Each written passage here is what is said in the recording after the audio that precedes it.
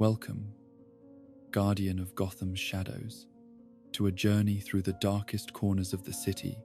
where justice and madness dance their eternal waltz beneath a crimson moon. Tonight, we shall explore the most disturbing chronicles of the Dark Knight, those cases that test even Batman's legendary resolve and challenge the very foundations of sanity itself. Let the rhythm of your heartbeat slow to match the pulse of the city's sleeping veins as we trace the twisted pathways of horror that have shaped the Caped Crusader's endless war against the forces that would consume all light. Rest now, protector of dreams, as these tales of darkness unfold. In the annals of darkness that chronicle Batman's endless war against chaos, no case stands more disturbing, more fundamentally challenging to the very foundations of heroism and justice than the day when laughter itself became a weapon of mass destruction, and a single photograph nearly shattered the soul of Gotham's greatest protector. This is the tale of the Killing Joke, though to call it merely a joke is to misunderstand the profound horror of what transpired on that rain-soaked evening when the Clown Prince of Crime sought to prove that madness was only one bad day away from any soul, no matter how pure or dedicated to the cause of righteousness. The origins of this most disturbing case lay not in the immediate events of that terrible night, but in the philosophical obsession that had consumed the Joker's fractured mind for years. A theory about the nature of sanity and madness that he believed could justify every atrocity he had ever committed, every life he had ever destroyed, every moment of joy he had ever perverted into screaming terror. In his twisted understanding of human psychology, there existed no fundamental difference between himself and the heroes who opposed him. No essential distinction between the sane and the insane, only the arbitrary circumstances of fate that determined which side of that razor-thin line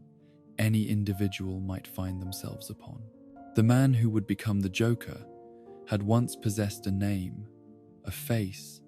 a life filled with the ordinary hopes and dreams that define human existence in all its fragile beauty. He had been a failed comedian, a husband desperate to provide for his pregnant wife, a soul so broken by the weight of his own inadequacies and the cruel indifference of a world that had no place for his gentle humor. The chemical plant job that was supposed to be his salvation, the Red Hood disguise that was meant to protect his identity, the accident that transformed his appearance and shattered his mind, all served as the foundation for his belief that anyone,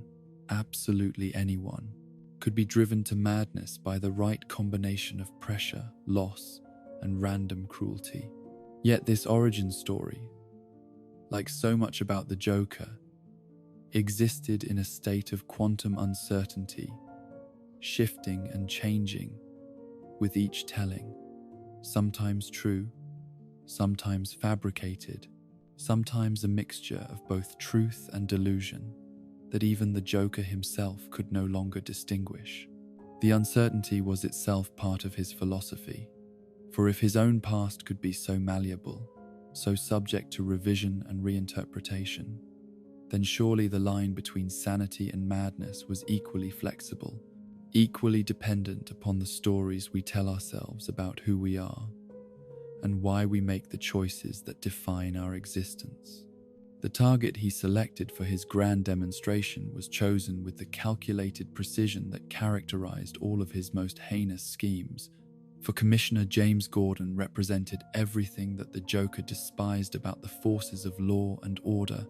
Everything that his warped worldview insisted was merely hypocrisy disguised as virtue. Here was a man who had spent decades fighting crime,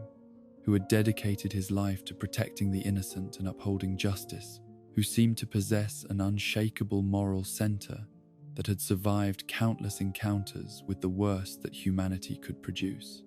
If Gordon could be broken, if this pillar of righteousness could be driven to madness and despair, then the Joker's theory would be proven beyond doubt, and every hero who had ever opposed him would be revealed as nothing more than a madman who had not yet encountered his breaking point.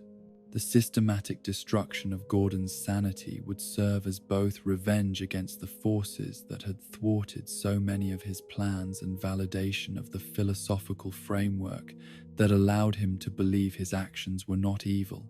but merely honest, not destructive, but revelatory. The evening began with what appeared to be an ordinary visit to the Gordon home, though the very ordinariness of the setting would soon become part of the horror, as the Joker transformed the mundane safety of domestic life into a theater of unspeakable cruelty. Barbara Gordon, who had fought crime as Batgirl and had faced dangers that would have destroyed lesser souls, was caught completely off guard by the suddenness and brutality of the attack.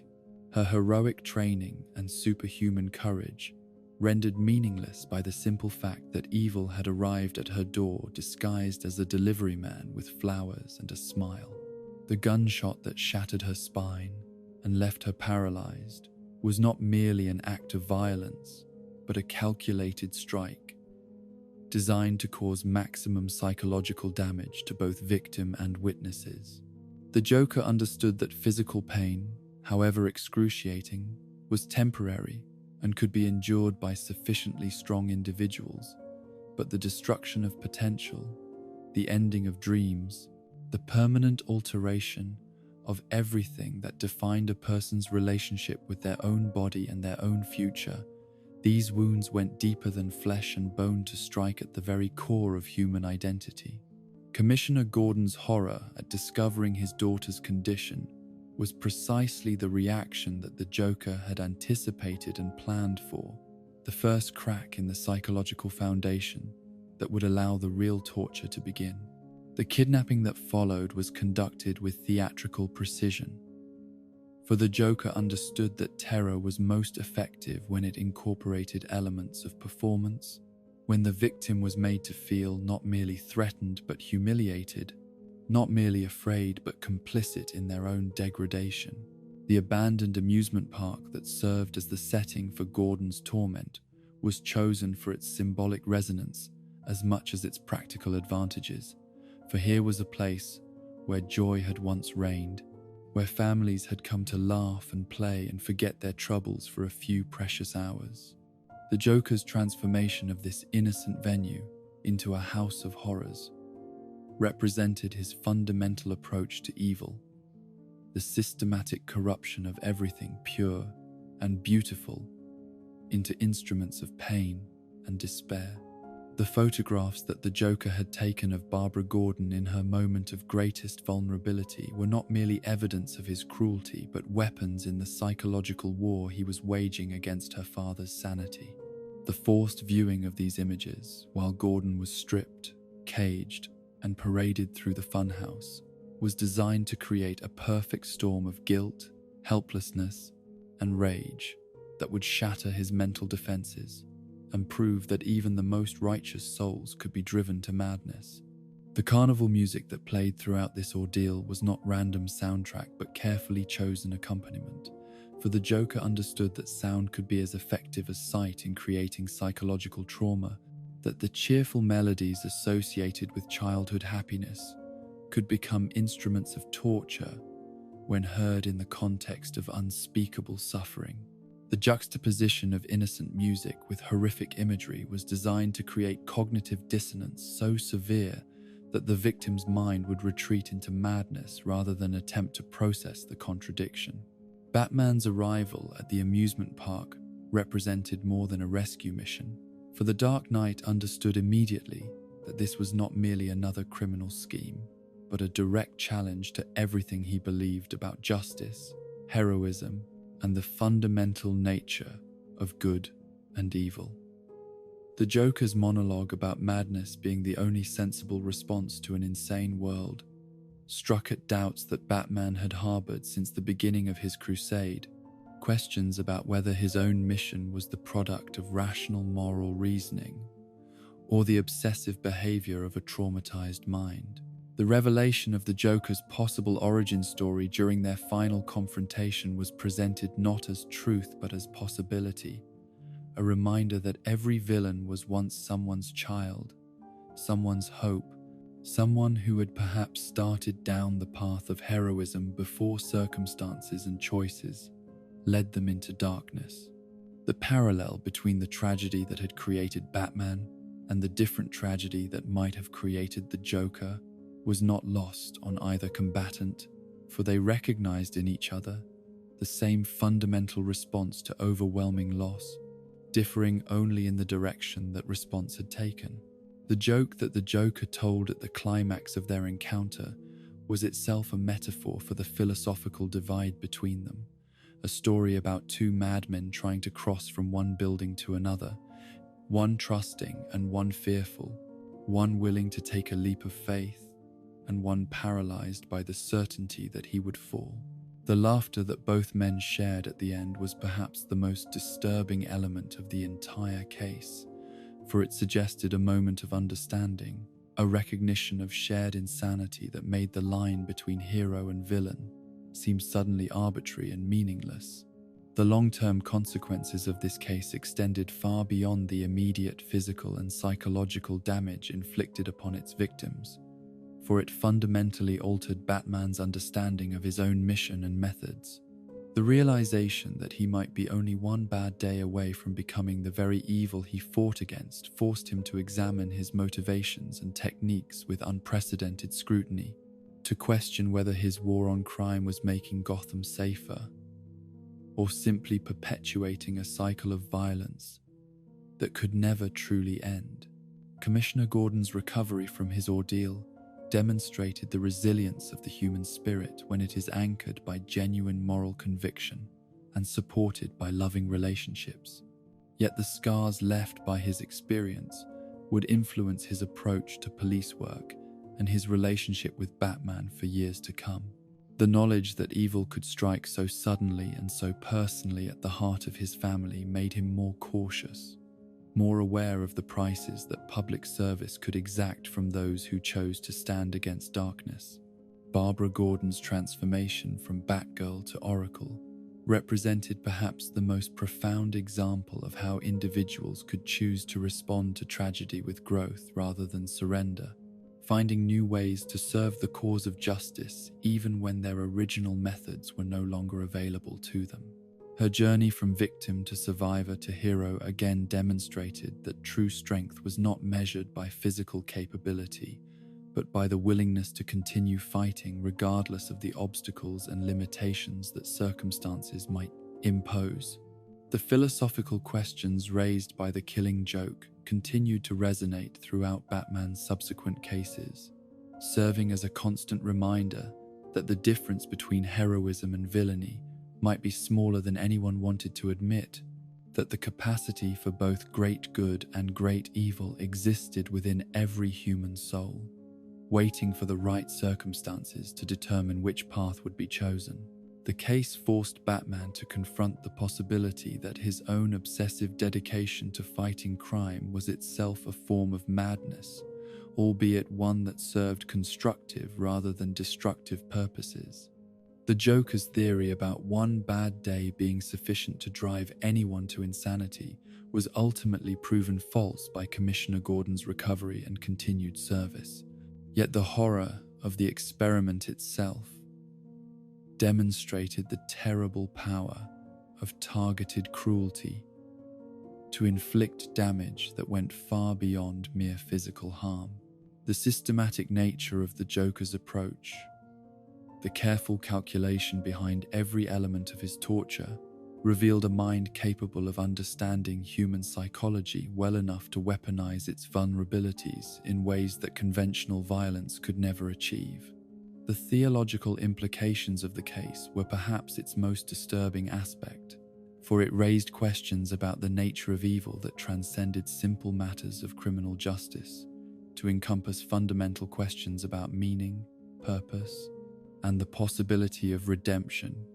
in a universe that seemed capable of producing beings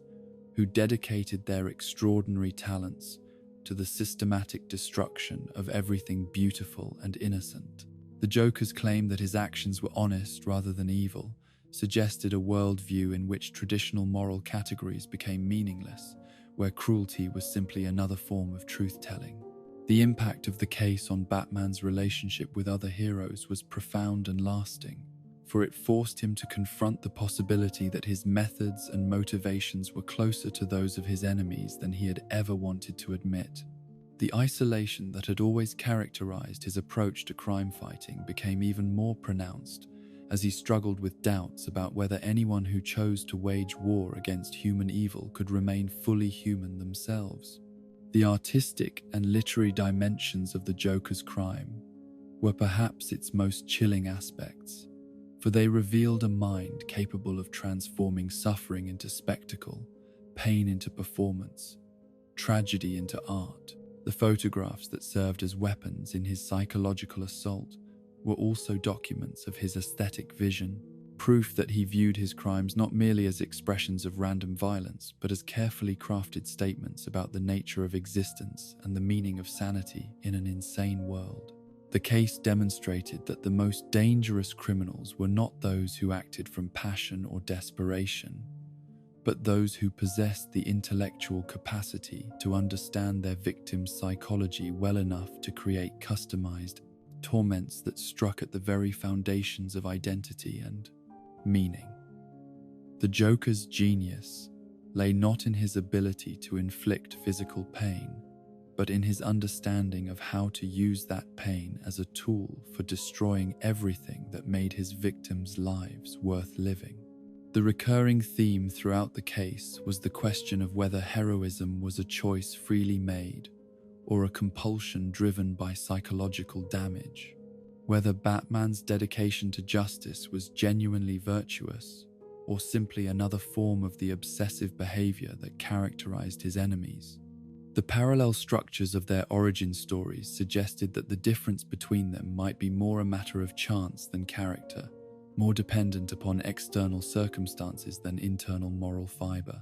The legacy of the killing joke in Batman's ongoing war against crime was the recognition that some battles could not be won through superior tactics or greater determination, that some enemies possessed the knowledge and willingness to inflict damage that went beyond anything that physical conflict could address. The case forced Batman to develop new strategies for dealing with opponents who attacked not just the body but the soul, who understood that the most effective way to defeat a hero was not to kill them, but to corrupt them. In the end, the most disturbing aspect of the killing joke was not its graphic violence or psychological torture, but its suggestion that the line between sanity and madness, between heroism and villainy, between salvation and damnation, might be nothing more than a single moment of choice in the face of unbearable circumstances. The laughter that concluded the case was the sound of two souls recognizing their shared humanity in all its tragic beauty and terrible potential, a moment of connection that made their eternal conflict seem both inevitable and meaningless, both cosmic in its significance and personal in its intimacy. In the shadow-draped chronicles of Batman's most harrowing investigations, few cases have demonstrated the systematic corruption of hope itself as completely as the year-long nightmare that consumed Gotham City like a slow-burning plague, transforming the calendar from a symbol of renewal and celebration into a grotesque countdown toward inevitable tragedy. This is the tale of the Long Halloween, though to call it merely long is to underestimate the profound way it stretched time itself into an instrument of torture, making each passing month not a step toward healing, but another descent into the abyss that would ultimately swallow everything beautiful about justice, law, and the possibility of redemption in a city that had forgotten how to hope. The case began on Halloween night, as so many of Gotham's most disturbing mysteries seem to emerge from the intersection of childhood innocence and adult terror, where the symbols of playful fear become harbingers of genuine horror. Johnny Vitti, nephew of crime boss Carmine Falcone, died that night not from any conventional act of gang warfare, but from something far more chilling, a murder that bore the hallmarks of meticulous planning, combined with symbolic significance that elevated it beyond mere criminality into the realm of ritualistic obsession. The baby bottle nipple left at the scene was not evidence but statement, not clue but calling card, the first indication that Gotham was dealing with an enemy who understood that true terror came not from random violence but from the systematic destruction of meaning itself, the transformation of innocent objects into harbingers of death. The killer, who would become known as Holiday, had chosen Halloween not merely for its association with death and disguise, but because it represented the moment when the boundary between reality and performance became permeable, when ordinary citizens could become monsters simply by putting on masks. Batman's investigation into this first murder revealed layers of complexity that extended far beyond the immediate crime, for the Vitti killing was not an isolated incident, but the opening movement in a symphony of destruction that would play across the entire calendar year, each month bringing fresh horror, each holiday transformed into an occasion for mourning. The pattern that emerged was so deliberate, so carefully structured, that it suggested a mind capable of planning campaigns rather than merely committing crimes, someone who thought in terms of seasons and cycles rather than immediate gratification. The Falcone crime family, which had ruled Gotham's underworld for generations through a combination of violent intimidation and corrupt political influence, found themselves facing an enemy who could not be bought, threatened, or reasoned with, someone whose motivations transcended the simple economics of criminal enterprise to encompass psychological territories that even seasoned criminals found incomprehensible.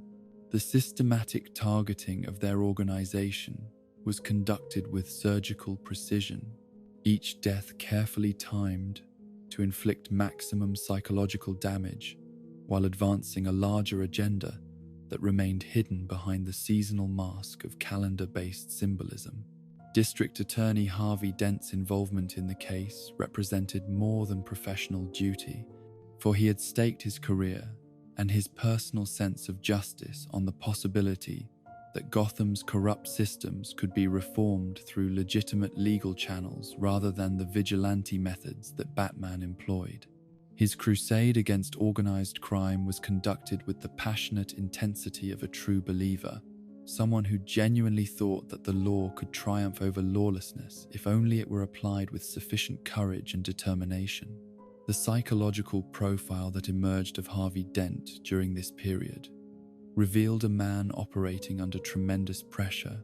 struggling to maintain his idealistic vision of justice while confronting daily evidence of how thoroughly corruption had penetrated every level of Gotham's governmental and law enforcement structures. His famous coin, which he claimed to use for making difficult decisions, was already beginning to serve as more than a simple decision-making tool, becoming instead a talisman that allowed him to maintain the illusion of control over circumstances that were rapidly spiraling beyond anyone's ability to direct or contain. The relationship between Batman and Dent during the Holiday investigation was marked by mutual respect tempered with fundamental disagreement about methodology, for both men shared the same ultimate goals while pursuing radically different approaches to achieving them.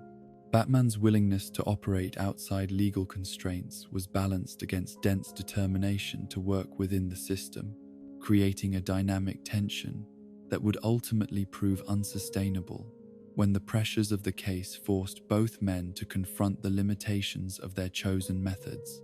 The second Holiday killing, which occurred on Thanksgiving, demonstrated that the first murder had not been an aberration, but the beginning of a systematic campaign that would continue month after month with clockwork regularity. The victim, Milos Grappa,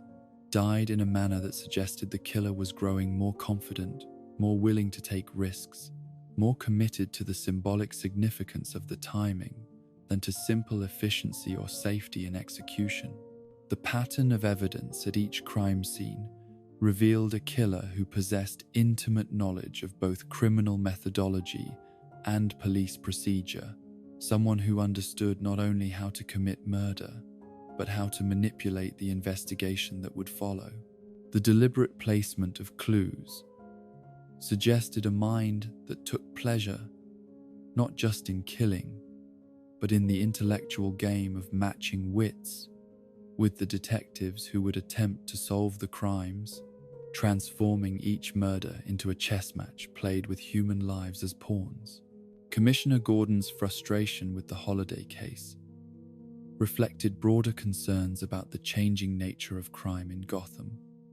the evolution from traditional organized crime, which operated according to comprehensible, if immoral, principles, to a new breed of criminal whose motivations defied rational analysis. The systematic nature of the Holiday killings suggested a level of planning and commitment that exceeded anything in his experience, a criminal enterprise that treated murder as performance art rather than merely a tool for achieving practical goals.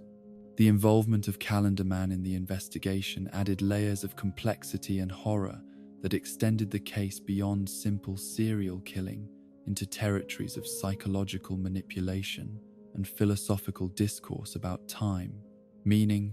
and the significance of ritual in human behavior. Julian Day's insights into the Holiday killer's methodology were provided from the unique perspective of someone who had himself committed crimes based on temporal symbolism. Yet his cooperation came with the disturbing implication that he recognized something of himself in the new killer's approach. The Christmas murders that marked the case's progression into winter were particularly disturbing because they corrupted the season most associated with hope, peace, and family celebration, transforming the symbols of religious and cultural renewal into harbingers of death and despair. The killer's ability to strike at the heart of Gotham's criminal enterprises during a time when even criminals traditionally observed some form of truce demonstrated a ruthlessness that transcended conventional understanding of honor among thieves. The New Year's Eve killing that concluded the calendar year and initiated the case's second phase was conducted with such precision and symbolic resonance that it became clear the Holiday killer was not merely eliminating enemies, but orchestrating a complete transformation of Gotham's power structure. The death of the victim at the stroke of midnight suggested a mind that understood time not as a neutral backdrop for action, but as an active participant in the drama being played out across the city's streets. The psychological impact of the Holiday killings on Gotham's civilian population was perhaps as significant as their effect on the criminal underworld, for the predictability of their timing created a form of city-wide anxiety that transformed each approaching holiday from an occasion for celebration into a source of dread. The knowledge that someone was out there planning murders according to the calendar created a collective paranoia that infected every aspect of daily life, making ordinary citizens feel complicit in their own victimization. Harvey Dent's gradual transformation during the course of the investigation was so subtle that even those closest to him failed to recognize the warning signs of his impending psychological collapse. The way that each holiday killing added to the pressure that was building within his carefully controlled exterior. His famous temper, which had always been kept in check by his dedication to legal procedure and proper channels, began to manifest itself in increasingly violent fantasies about the criminals who seemed to mock his efforts to bring them to justice through legitimate means.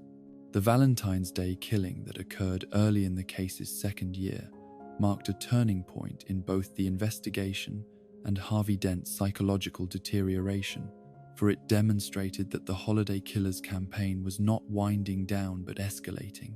growing bolder and more willing to take risks in pursuit of the symbolic perfection that seemed to drive every aspect of the crimes.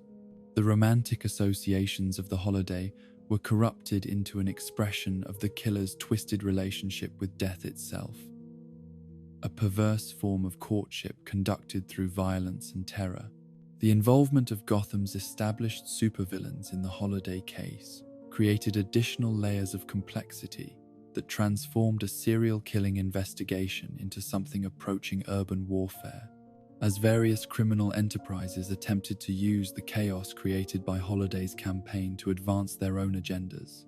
The Joker's particular interest in the case reflected his recognition that Holiday was operating in territory that he considered his own domain. The systematic destruction of meaning and the corruption of innocent symbols into instruments of terror. The acid attack that transformed Harvey Dent into Two-Face represented the culmination of pressures that had been building throughout the Holiday investigation, the final straw that shattered his carefully maintained psychological equilibrium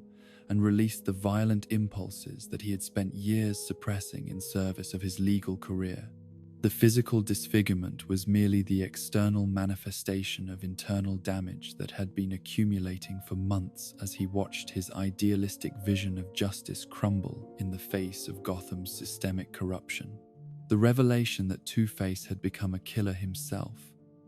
using the chaos of the Holiday investigation to pursue his own vendetta against those he held responsible for his transformation, added moral complexity to the case that challenged Batman's understanding of justice and redemption. The recognition that his ally had become an enemy, that the corruption of Gotham had claimed even its most dedicated defenders, represented a personal failure that would haunt Batman for years to come. The Mother's Day and Father's Day killings that occurred during the investigation's final phase were particularly disturbing because they targeted the fundamental relationships that define human social structure, corrupting the holidays that celebrate family bonds into occasions for violence and loss.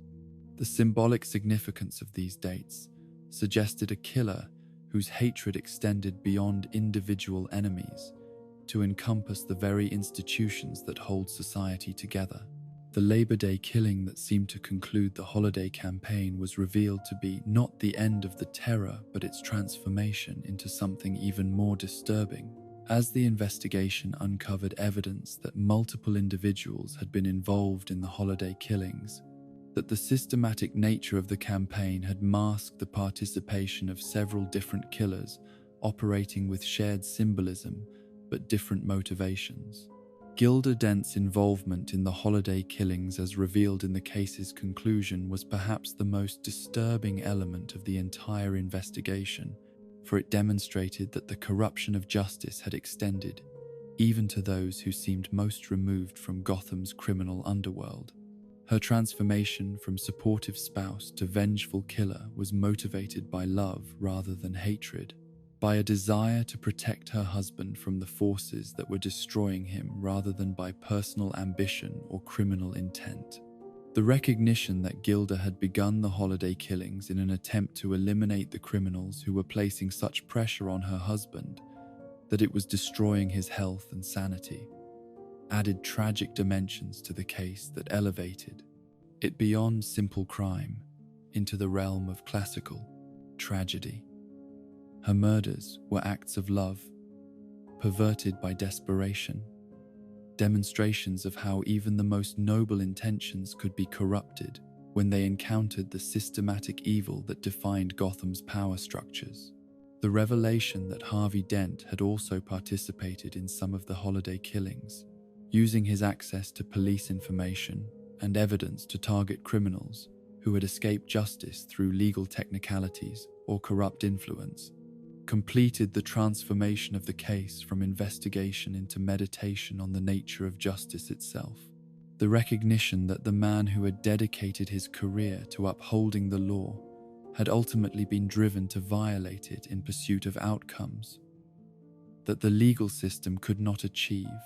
represented the complete failure of institutional justice in Gotham. The Alberto Falcone confession that seemed to provide resolution to the case was revealed to be partially fabricated, an attempt by a weak son to claim credit for crimes that had been committed by others, motivated more by a desire to earn his father's respect than by actual involvement in the Holiday campaign. His willingness to accept responsibility for murders he had not committed demonstrated the complex psychology of criminal families, where taking credit for violence could serve as a form of currency in negotiations for status and power. The final revelation that the holiday killings had been the work of multiple perpetrators operating independently, but with shared symbolism, transformed the case from a simple serial killing investigation into something much more disturbing, a demonstration of how Gotham's corruption could simultaneously inspire different forms of vigilante justice that ultimately became indistinguishable from the criminal enterprises they sought to combat. Batman's realization that he had failed to prevent the corruption of those closest to the investigation, that his methods had been inadequate to protect even his allies from the moral contamination that seemed to infect everyone who fought against Gotham's criminal enterprises, represented a fundamental challenge to his approach to crime fighting. The Long Halloween demonstrated that even the most dedicated efforts to preserve justice and order could be overwhelmed by systematic corruption that operated not through dramatic confrontations, but through the gradual erosion of moral certainty and ethical boundaries. The long-term consequences of the holiday investigation extended far beyond the immediate resolution of the crimes to encompass fundamental changes in how Batman understood his mission and his relationship with the law enforcement, officials who theoretically shared his goals. The recognition that good people could be driven to become killers when confronted with a system that seemed incapable of delivering justice through legitimate channels forced him to question whether his own vigilante methods were part of the solution or part of the problem. The transformation of Harvey Dent from Gotham's greatest hope for legal reform into Two-Face, one of its most dangerous criminals, represented the death of optimism about institutional change and the triumph of chaos over order that the holiday killer had sought to achieve through symbolic violence. The loss of Dent as an ally eliminated Batman's most important connection to legitimate authority, forcing him into even greater isolation and self-reliance in his ongoing war against crime. The seasonal structure of the holiday killings created a form of psychological terrorism that transformed time itself into an enemy, making each approaching holiday a reminder of mortality and the fragility of the social bonds that hold civilization together. The killer's success in corrupting the calendar ensured that even after the crimes were solved, their symbolic impact would continue to resonate through every subsequent celebration, turning occasions of joy into reminders of loss and trauma. The case's exploration of how ordinary people could be driven to extraordinary violence when confronted with systematic injustice provided disturbing insights into the psychology of vigilante behavior and the thin line that separated heroic action from criminal activity. The recognition that the holiday killers had been motivated by many of the same impulses that drove Batman's own mission forced uncomfortable questions about the difference between justice and revenge, between protection and control, between heroism and terrorism. In the end, The Long Halloween stands as perhaps the most psychologically complex and morally ambiguous case in Batman's career, a year-long demonstration of how the pursuit of justice could become corrupted into something indistinguishable from the evil it sought to combat, how the calendar itself could be transformed into a weapon, and how even the most dedicated defenders of law and order could be driven to abandon their principles when confronted with systematic corruption that seemed impossible to defeat through legitimate means. In the vast repository of cases that have tested Batman's resolve and challenged his understanding of what it means to protect the innocent, no investigation stands more as a monument to absolute failure, to the devastating realization that even the world's greatest detective can arrive moments too late to prevent the unthinkable from occurring. This is the chronicle of a death in the family, though to call it merely death is to diminish the profound way it shattered not only a young life, but the very foundations upon which Batman had built his mission, transforming what had been a crusade of hope into something darker, more isolated, more haunted by the knowledge that good intentions and superior training were sometimes insufficient to protect those who trusted him with their lives. The case began not with criminal activity or mysterious disappearances, but with the personal quest of Jason Todd, the second young man to wear the mantle of Robin, whose restless energy and troubled past had always made him a more volatile partner than his predecessor, Dick Grayson. Jason's discovery of evidence, suggesting that the woman who had raised him might not have been his biological mother, created an obsession that would ultimately lead him across continents in search of answers to questions that perhaps should have remained unasked, driven by the same need for truth and justice that motivated his mentor, yet lacking the experience and emotional control necessary to navigate the dangerous waters of international espionage and criminal conspiracy. The three women identified as potential mothers in Jason's investigation. Each represented different aspects of the complex web of deceit and moral ambiguity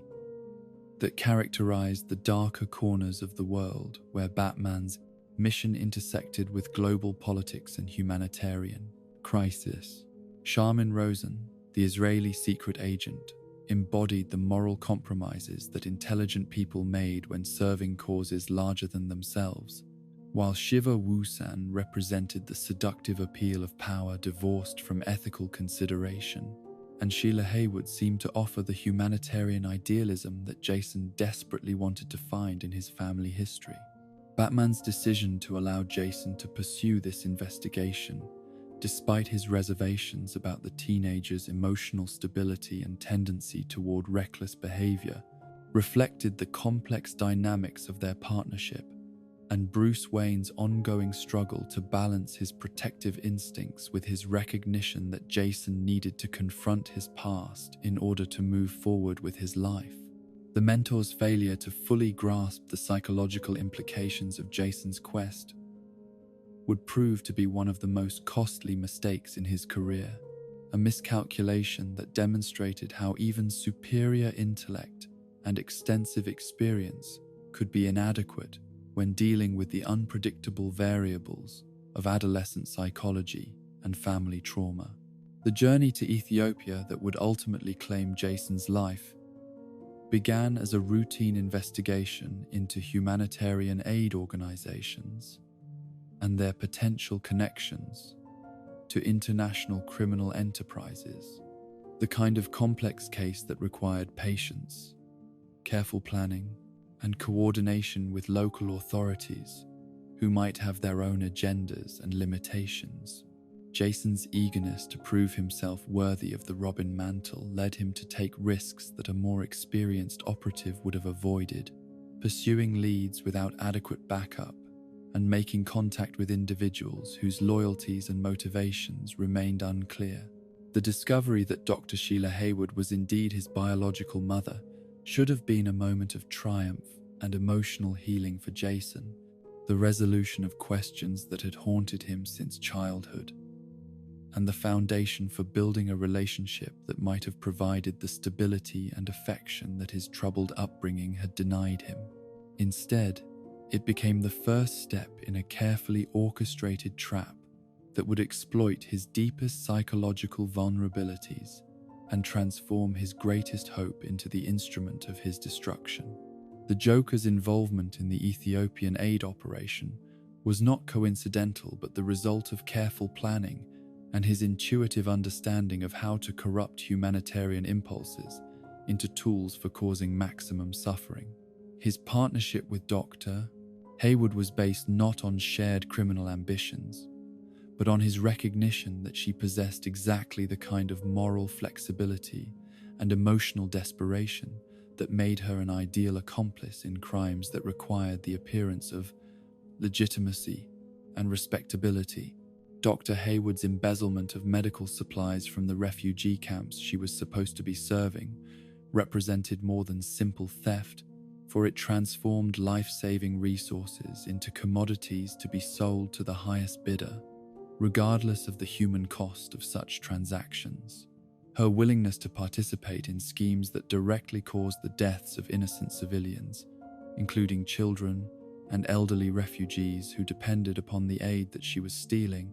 revealed a form of moral corruption that was perhaps more disturbing than the Joker's obvious insanity because it masqueraded as compassion while serving purely selfish ends. The psychological manipulation that the Joker employed against Jason Todd was masterfully crafted to exploit the teenager's specific vulnerabilities and insecurities, his need for maternal approval, and his desperate desire to prove himself worthy of love and acceptance. The revelation that his newly discovered mother was not only a criminal, but someone who viewed him as an obstacle to her own survival and prosperity struck at the deepest foundations of his identity and self-worth, creating emotional wounds that physical torture could never have inflicted. Jason's discovery of his mother's betrayal and her willing participation in the Joker's schemes represented the shattering of his last illusions about family, love, and the possibility that people could change and redeem themselves through genuine remorse and effort. The teenager, who had always struggled with anger management and impulse control, found himself faced with a situation that challenged every lesson Batman had tried to teach him about justice, mercy, and the importance of maintaining moral standards, even when dealing with those who seemed to deserve nothing but punishment. The warehouse confrontation that would ultimately claim Jason's life was orchestrated by the Joker with theatrical precision, designed not merely to eliminate a troublesome opponent, but to create a performance that would inflict maximum psychological damage upon Batman when he inevitably arrived to attempt a rescue. The systematic beating that Jason endured was conducted with calculated brutality, each blow timed and measured to cause pain without immediately causing death,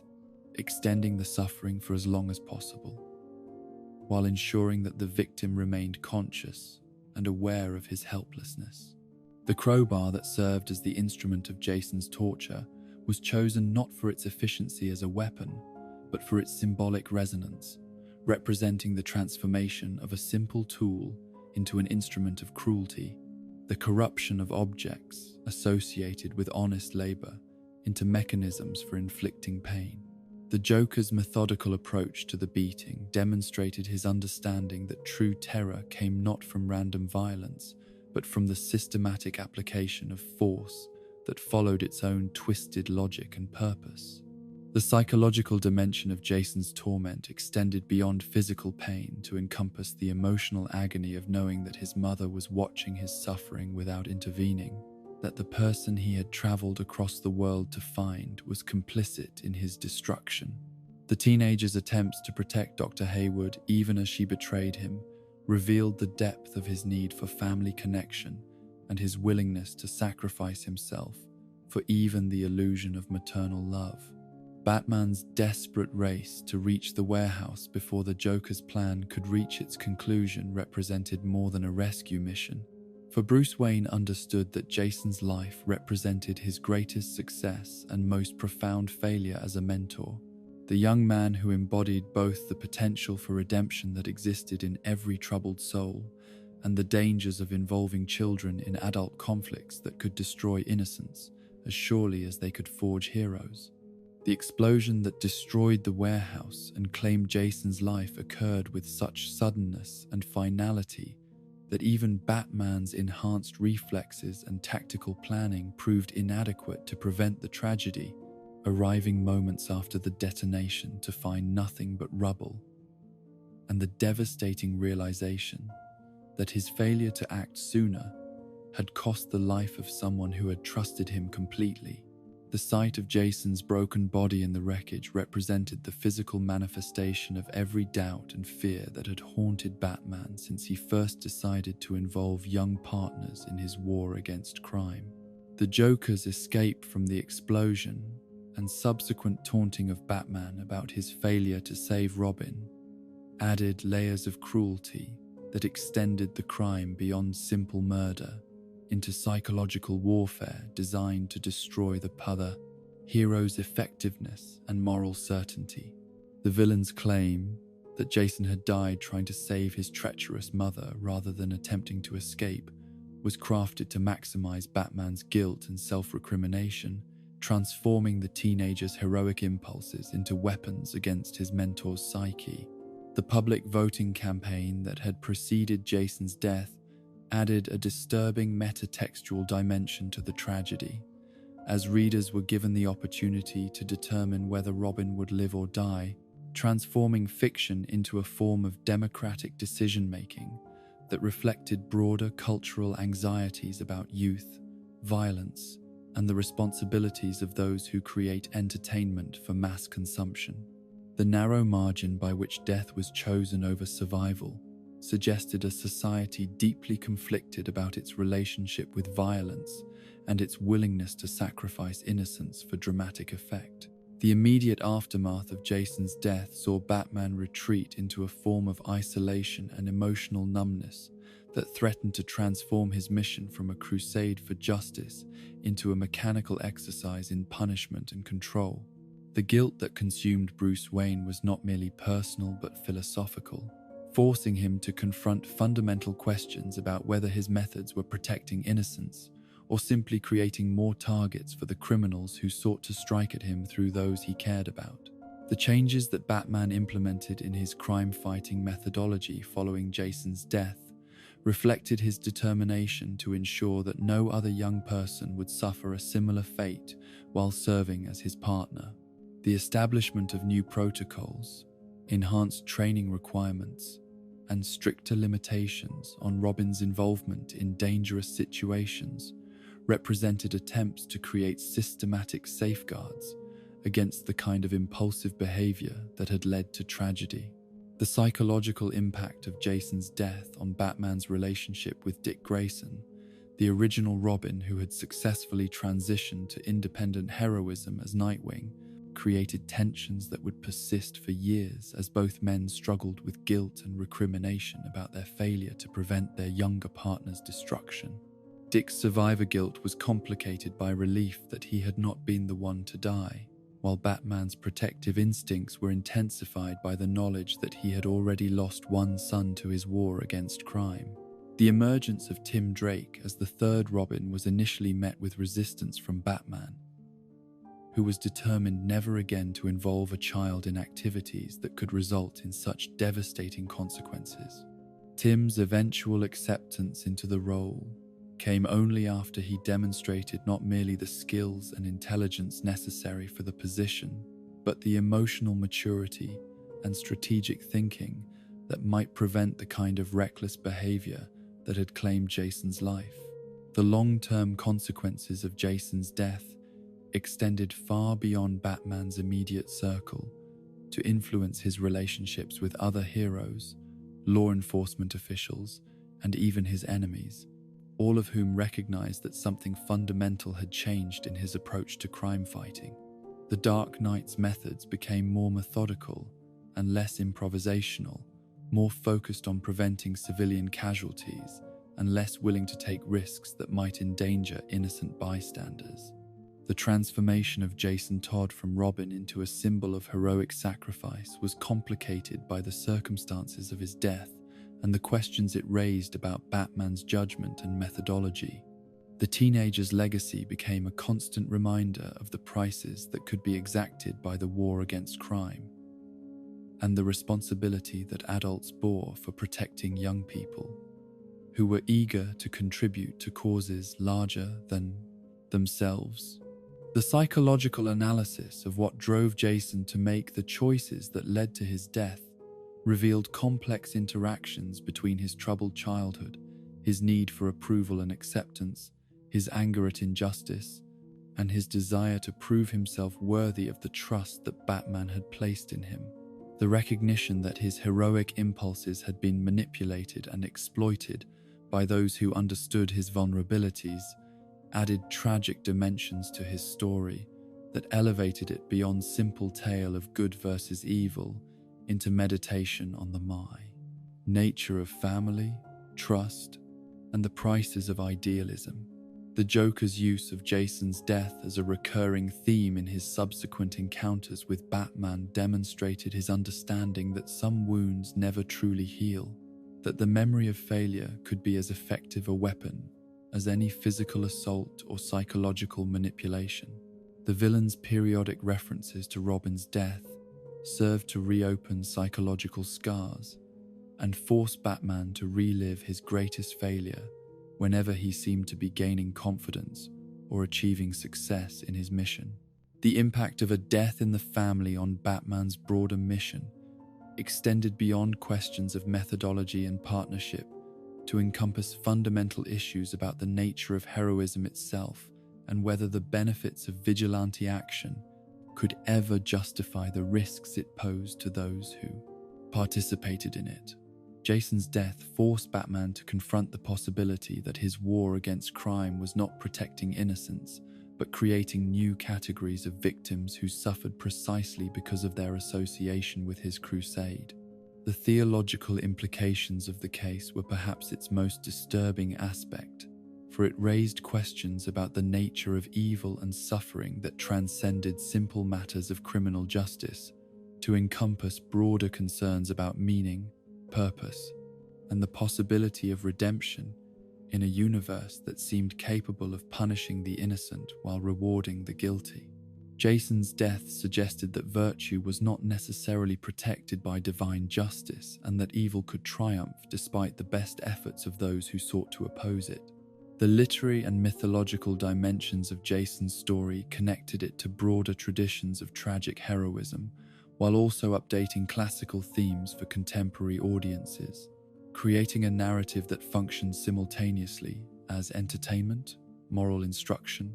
and psychological exploration. The tales served as a modern example of how good intentions could lead to devastating consequences when they encountered forces that operated according to principles that transcended conventional understanding of right and wrong. In the end, a death in the family stands as Batman's greatest failure and most profound learning experience,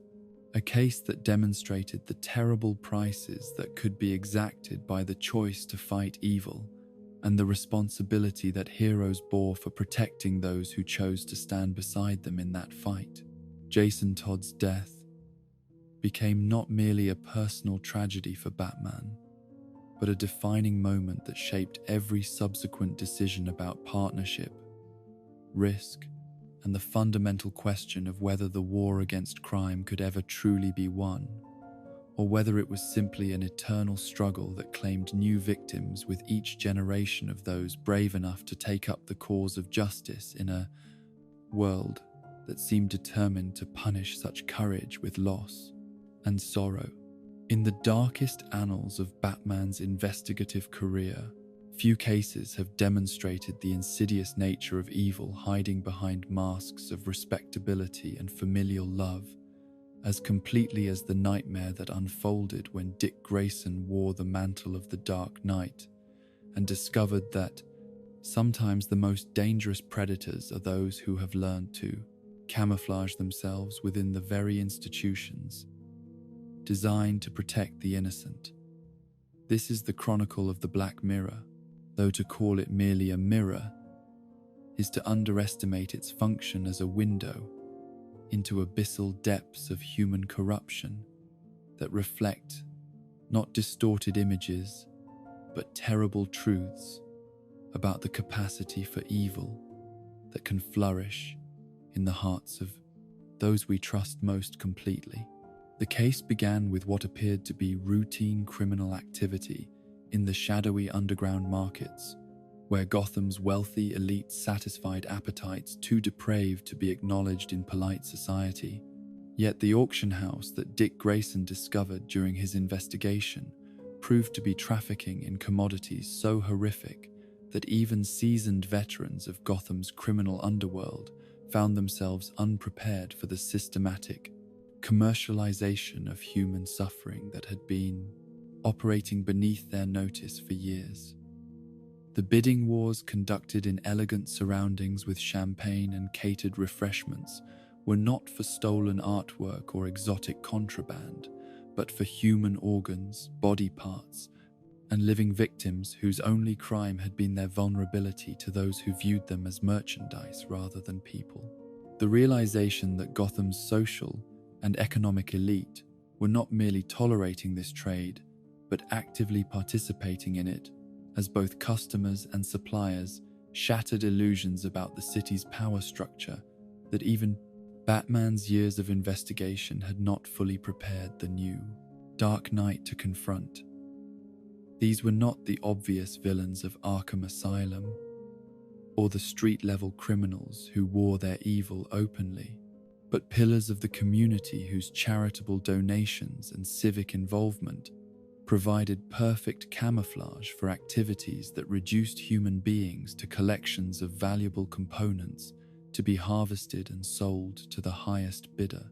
The organizers of these auctions possessed a sophisticated understanding of both market dynamics and human psychology, creating elaborate theatrical presentations that transformed the purchase of human suffering into entertainment for those wealthy enough to afford such specialized merchandise. The catalogs distributed to potential buyers contained detailed descriptions of the products available, complete with photographs and technical specifications that discussed human beings in the same clinical language typically reserved for livestock or industrial equipment. Dick Grayson's investigation into this network of commercialized horror revealed connections that extended throughout Gotham's most respected institutions, from hospitals and medical schools that provided professional expertise for the harvesting operations to shipping companies and storage facilities that handled the logistics of moving and preserving human cargo. The scope of the conspiracy was so vast and so thoroughly integrated into legitimate business operations that dismantling it would require more than conventional law enforcement techniques, demanding instead a complete reimagining of how evil could operate in modern urban environments.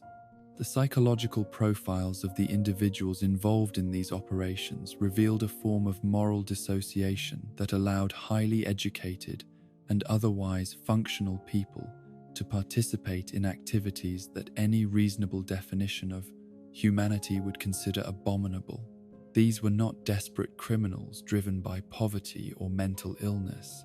but successful professionals who had somehow convinced themselves that their participation in systematic torture and murder was justified by economic principles or scientific advancement that transcended conventional ethical considerations. The discovery that some victims were being kept alive for extended periods, not to preserve their organs for eventual harvest, but to provide ongoing entertainment for customers who derived pleasure from the suffering itself, elevated the case beyond questions of criminal enterprise into territories of pure sadism that challenged every assumption about the limits of human cruelty. The facilities where these activities took place were designed with the same attention to detail and customer service that characterized any luxury business, complete with viewing areas, refreshment services, and technical support for customers who wanted to participate directly in the torment of their purchases.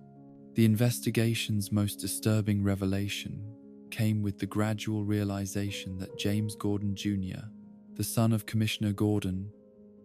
and someone who had grown up surrounded by law enforcement professionals,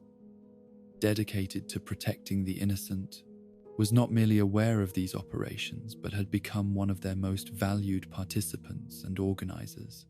The young man, who should have been raised with an unshakable moral foundation and deep commitment to justice, had instead developed into something that transcended conventional categories of criminal behavior to become a perfect predator who understood instinctively how to identify, manipulate, and destroy vulnerable individuals. James Jr.'s psychological profile revealed characteristics that made him perhaps more dangerous than any costumed villain Batman had ever encountered, for his intelligence was matched by complete absence of empathy or moral restraint, creating a combination of capabilities and motivation that allowed him to cause suffering with scientific precision while remaining completely hidden from those who should have been most capable of recognizing the warning signs. His ability to maintain a facade of normalcy and even charm while orchestrating elaborate campaigns of torture and murder, demonstrated the existence of a form of evil that operated according to principles that conventional law enforcement was not equipped to understand or combat. The realization that Commissioner Gordon's son had been systematically studying his father's investigative techniques and using that knowledge to stay ahead of police efforts to identify and apprehend him added personal dimensions to the case that transformed it from professional challenge into family tragedy of unprecedented scope. The corruption of someone who had been raised within the very heart of Gotham's law enforcement community represented a failure of everything that Commissioner Gordon had dedicated his life to achieving, a demonstration that even the most careful and loving parenting could be inadequate when it encountered certain forms of psychological abnormality. Barbara Gordon's growing awareness of her brother's true nature created a form of psychological terror that extended far beyond immediate physical danger to encompass the destruction of her fundamental assumptions about family, safety, and the reliability of her own perceptions and judgment. The woman who had served as Batgirl and faced numerous supervillains found herself more frightened by her own brother than by any costumed criminal she had ever encountered, for his ability to appear normal and caring while planning her destruction challenged her capacity to trust anyone completely ever again. The methods that James Jr. employed to terrorize his sister were characterized by subtlety and psychological sophistication that made them nearly impossible to prove or explain to others, creating a form of gaslighting that isolated her from potential sources of help, while gradually undermining her confidence in her own sanity and perceptions. His ability to manipulate social services, medical professionals, and even family friends into believing that Barbara was suffering from paranoid delusions demonstrated the power that intelligent psychopaths could wield when they understood how to exploit the assumptions and blind spots of the systems designed to protect victims of abuse. The investigation revealed that James Jr. had been conducting what amounted to scientific research into the mechanics of human suffering, developing increasingly sophisticated techniques for maximizing psychological and physical pain while minimizing the risk of detection or intervention by authorities. His notebooks contained detailed analyses of victim responses to various forms of torture, complete with statistical breakdowns and recommendations for improving efficiency and effectiveness in future operations. The realization that some of James Jr.'s victims had been chosen specifically because of their connections to his father's work added layers of personal vendetta to his crimes that elevated them beyond random predation into deliberate campaigns of revenge against the entire concept of law enforcement and justice. His selection of victims who were connected to cases that Commissioner Gordon had solved, or witnesses who had testified in trials that had resulted in convictions, demonstrated a level of planning and symbolic thinking that made his crimes, simultaneously, personal attacks and philosophical statements about the futility of heroic idealism. Dick Grayson's psychological response to investigating these crimes revealed the toll that confronting such systematic evil could take on even the most experienced and emotionally stable individuals, for the case forced him to confront possibilities about human nature that his years as Robin and Nightwing had not fully prepared him to understand or accept. The knowledge that evil could operate with such sophistication and remain so thoroughly hidden from detection challenged his fundamental assumptions about his ability to protect innocent people and identify threats before they could cause irreparable harm. The auction house raids that Dick conducted in his role as Batman revealed crime scenes that were simultaneously mundane and horrific, ordinary business locations that had been converted into theaters for the systematic commercialization of human suffering. The evidence collected from these sites included not only physical proof of the crimes being committed, but documentation of the customer base, revealing that Gotham's elite had been participating in activities that reduced human beings to commodities in a marketplace that operated according to supply and demand principles applied to torture and murder. The legal challenges involved in prosecuting the individuals identified through the investigation demonstrated the inadequacy of existing law enforcement frameworks when confronted with crimes that operated on such a vast scale and with such sophisticated organization. The defendants possessed resources and connections that allowed them to hire the best legal representation while using their influence to pressure witnesses and manipulate evidence in ways that threatened to transform the prosecution into a demonstration of how wealth and power could provide immunity from consequences, regardless of the severity of the crimes committed. The psychological impact of the case on Commissioner Gordon was perhaps its most devastating aspect, for the realization that his own son had become a monster who preyed upon the very people that Gordon had spent his career trying to protect represented a failure so profound that it challenged his ability to continue functioning as a law enforcement officer. The knowledge that he had been living with and loving someone who viewed him not as a father but as a target for elaborate psychological manipulation forced him to question every memory of their relationship and wonder how many of James Jr.'s expressions of affection had been calculated, performances designed to facilitate future acts of cruelty. The revelation that James Jr. had been manipulating his father's investigations for years, providing subtle guidance and information that helped solve certain cases while sabotaging others in ways that served his own criminal enterprises, demonstrated the extent to which his corruption had infected the very foundations of justice in Gotham. The cases that had been solved with his covert assistance were tainted by the knowledge that their resolution had served the interests of a predator, while the cases that had been sabotaged represented failures of justice that had allowed other criminals to escape prosecution and continue harming innocent people. The confrontation between Dick Grayson as Batman and James Gordon Jr. lacked the theatrical elements that characterized most encounters between heroes and villains in Gotham, instead taking the form of a psychological chess match conducted in ordinary locations with weapons of words and implications, rather than exotic gadgets or elaborate death traps. The absence of costumes and dramatic staging made the encounter more disturbing rather than less, for it demonstrated that the most dangerous forms of evil could operate without any of the theatrical elements that made other villains recognizable and comprehensible.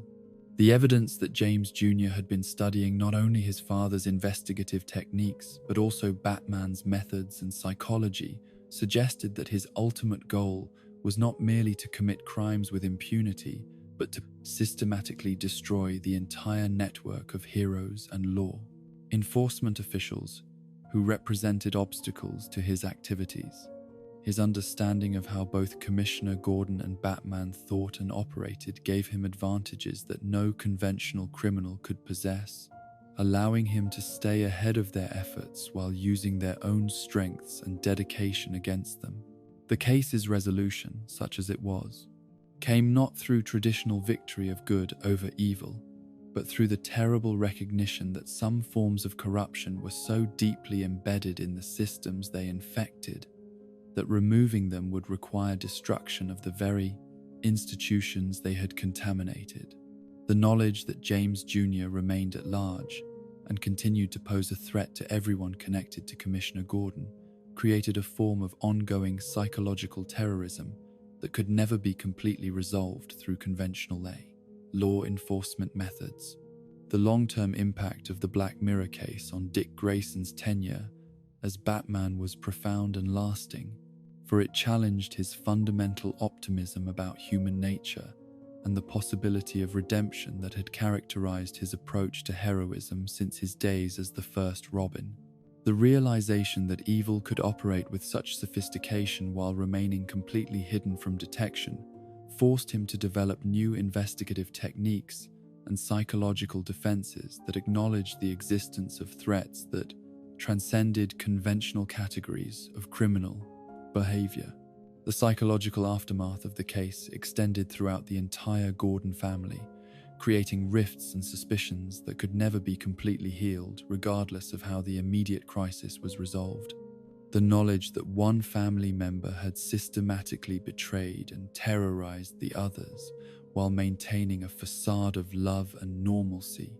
created lasting trauma that influenced every subsequent family interaction and made genuine intimacy virtually impossible to achieve or sustain. The broader implications of the case for Gotham's understanding of itself as a community were equally devastating, for the revelation that systematic evil had been operating within respected institutions while enjoying the support and participation of civic leaders challenged fundamental assumptions about the relationship between social status and moral character. The knowledge that wealth and respectability could serve as camouflage for the most heinous forms of criminal behavior forced a recognition that traditional markers of trustworthiness and authority might actually indicate the presence of sophisticated predators. In the end, the Black Mirror stands as one of the most psychologically disturbing cases in Batman's files, not because of its violence or criminal sophistication, but because of its demonstration that the most dangerous forms of evil are those that operate from within the very institutions and relationships that should provide safety and protection. The case revealed that predators could achieve perfect camouflage by understanding and exploiting the assumptions and blind spots of those who dedicated their lives to protecting others, creating a form of corruption that was simultaneously personal and institutional, immediate and systematic, visible and invisible depending upon one's position and perspective within the systems that had been infected by its presence. In the labyrinthine depths of Batman's most unsettling investigations, few cases have challenged his fundamental understanding of his own city and his place within it as completely as the nightmare that emerged from shadows he had never suspected existed, revealing that Gotham itself had been living a lie for over 2 centuries, controlled and manipulated by forces so ancient and entrenched that they had become invisible through their very ubiquity. This is the chronicle of the Court of Owls, though to call them merely a court is to misunderstand the totality of their dominion, for they were the true architects of Gotham's destiny, the puppet masters who had shaped every major decision, every urban development, every rise and fall of power since the city's founding, making Batman's decades of crime fighting seem like nothing more than a carefully orchestrated performance for their private entertainment. The case began with what appeared to be routine urban legend investigation, sparked by Dick Grayson's casual mention of a children's rhyme that had haunted his circus childhood, a nursery song about mysterious owls that watched from the shadows and claimed the children of those who crossed their path. The verse seemed harmless enough in the daylight rationality of Wayne Manor, yet something about its rhythm and imagery lodged itself in Bruce Wayne's consciousness like a splinter, creating an itch of curiosity that would soon transform into desperate need to understand the truth behind folklore that seemed too specific, too detailed, too consistent across generations to be mere fantasy. The investigation that followed this seemingly innocent inquiry revealed layers of Gotham's hidden history that challenged everything Batman thought he knew about the city he had sworn to protect. For the rhyme was not children's nonsense but encoded warning, passed down through generations of families who had learned to fear the consequences of speaking too openly about powers that preferred to remain invisible. The nursery song was a form of primitive intelligence network,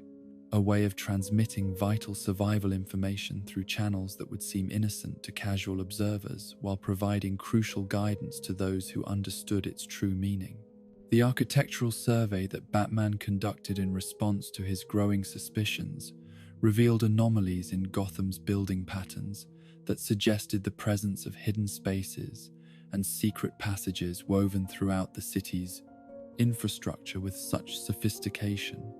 that they had remained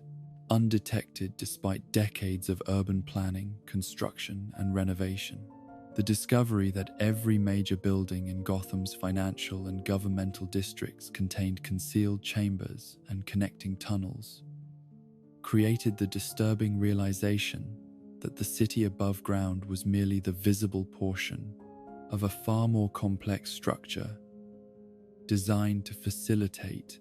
surveillance and control by parties unknown. The symbols carved into the walls of these hidden spaces were not random decorative elements, but markers in a communication system that had operated continuously since colonial times, creating a parallel information network that allowed coordination of activities across vast geographical and temporal scales. The owl imagery that dominated these carvings was not chosen for its aesthetic appeal, but for its symbolic resonance with concepts of silent observation, nocturnal activity, and predatory patience that characterized the organization that had created and maintained these secret spaces for generations. The historical research that Batman undertook to understand the origins of these symbols led him into archives and record collections that revealed disturbing patterns in Gotham's development, evidence that major decisions about the city's growth and character had been influenced by a consistent agenda that transcended the political and economic interests of any publicly acknowledged group. The manipulation was so subtle and so thoroughly integrated into normal governmental and business processes that it had become invisible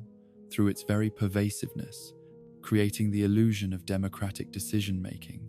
while ensuring that all outcomes served the interests of hidden masters. The realization that his own family's wealth and influence had been allowed to flourish only because it served the purposes of these secret controllers struck Batman with the force of personal betrayal, challenging his understanding of his own identity and his family's legacy in Gotham. The Wayne family's prominence in city affairs, their charitable activities, their business success, even their tragic deaths, all appeared to have been orchestrated, or at least permitted by forces that viewed them not as independent agents, but as useful tools in maintaining the illusion that Gotham operated according to normal principles of capitalism and democratic governance. The first direct encounter with the court's enforcement arm occurred in the bowels of Wayne Tower itself, when Batman discovered that his own headquarters had been infiltrated and monitored for years through passages and observation posts that had been built into the building's original construction plans. The Talon that attacked him in the familiar surroundings of his cave was not merely an assassin, but a symbol of how completely his sense of security and privacy had been an illusion, how thoroughly his every move had been observed and catalogued by entities that had been studying him with the same clinical detachment that he applied to his investigations of Gotham's criminal underworld. The physical confrontation with the Talon revealed capabilities that transcended normal human limitations, demonstrating that the Court of Owls possessed resources and technologies that made even Batman's advanced equipment seem primitive by comparison. The assassin's ability to function despite injuries that should have been fatal, his apparent immunity to pain and exhaustion, his knowledge of combat techniques that seemed to blend historical martial arts with contemporary tactical training,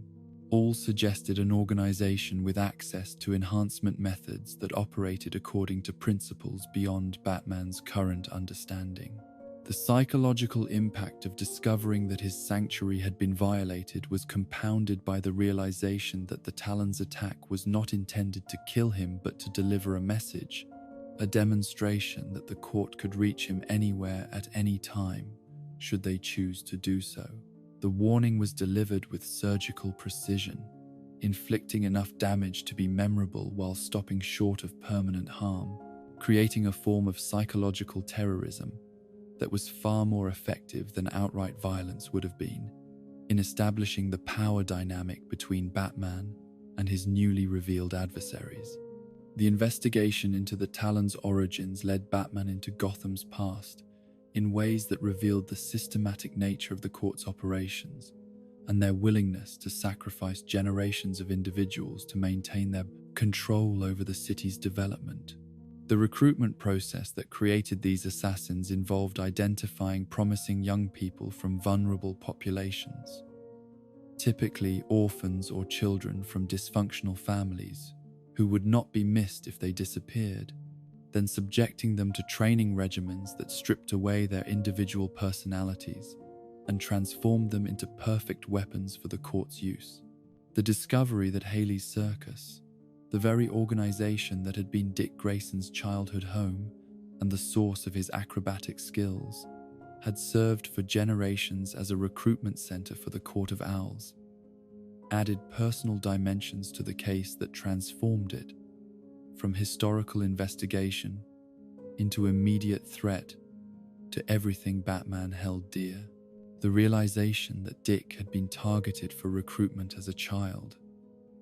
that his parents' death might have been orchestrated to make him more vulnerable to the court's influence, created the horrifying possibility that his entire relationship with Bruce Wayne had been part of an elaborate long-term strategy by forces that thought in terms of decades and centuries rather than immediate goals. The revelation that William Cobb, one of the court's most effective talons, was Dick Grayson's great-grandfather added genealogical horror to the case that demonstrated how thoroughly the organization had infiltrated and corrupted Gotham's history. The knowledge that the skills and abilities that had made Dick such an effective partner in Batman's mission had been inherited from someone who had served as an assassin for the very forces they were now fighting created a form of inherited guilt and complicity that challenged fundamental assumptions about identity, family, and moral responsibility. The labyrinth that Batman was led into during his deeper investigation of the court's stronghold was not merely a physical maze, but a psychological trap designed to break down his mental defenses through a combination of sensory deprivation, disorientation, and systematic exposure to reminders of his own mortality and limitations.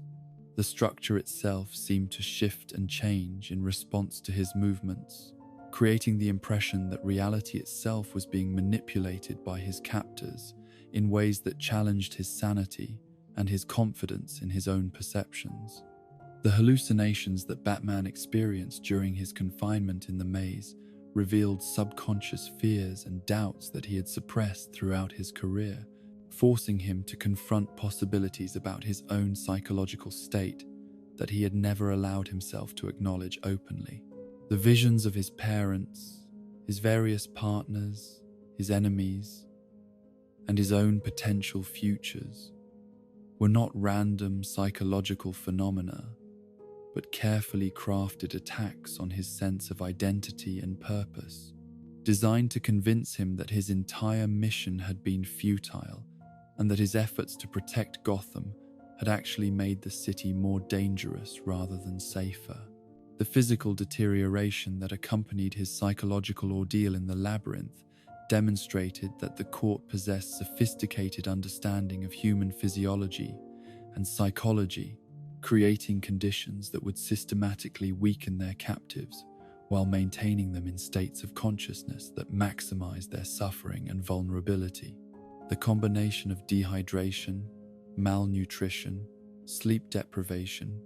and constant psychological pressure was calibrated to produce specific responses that would make escape impossible,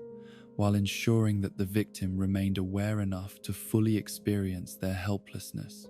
The escape from the maze required Batman to abandon many of the rational analytical techniques that had served him throughout his career, instead relying on instinctive responses and emotional connections that he had been trained to suppress, in favor of logical problem-solving approaches. The realization that his greatest strengths could become liabilities when confronted with enemies who understood his methods well enough to turn them against him forced a fundamental re-evaluation of his approach to investigation and combat. The revelation that Lincoln March, the mayoral candidate who had seemed to represent hope for legitimate political reform in Gotham, was actually a product of the court's long-term planning, added layers of political manipulation to the case that demonstrated how thoroughly the organization had infiltrated every level of the city's power structure. The candidate's public persona, as a reformer and outsider, was carefully crafted camouflage for someone who had been groomed since childhood to serve the court's interests, while maintaining the illusion of democratic choice and, quote, citizen participation in government. The claim that Lincoln March was actually Thomas Wayne Jr., Bruce's supposedly deceased younger brother, added family trauma to the political conspiracy in ways that challenged Batman's understanding of his own history and identity. Whether or not the claim was factually accurate, its psychological impact was devastating, forcing Bruce to confront the possibility that his family's tragedy had been even more complex and manipulated than he had ever imagined, that his parents' death might have been part of a larger strategy that included eliminating potential obstacles to the court's control over the Wayne family legacy. The Night of the Owls that followed Batman's escape from the labyrinth represented the court's decision to abandon subtlety in favor of direct action, deploying their army of Talons throughout Gotham in a coordinated assault designed to eliminate anyone who posed a potential threat to their continued control over the city. The simultaneous attacks on political leaders, law enforcement officials, business executives, and community organizers demonstrated the scope of their surveillance network and their willingness to accept massive collateral damage in pursuit of their goals. The targets selected for elimination during the Night of the Owls were not chosen randomly, but represented careful analysis of Gotham's power structure and identification of individuals whose continued existence posed obstacles to the court's agenda. The list included not only obvious threats like Commissioner Gordon and Mayor Hill, but also community activists, investigative journalists,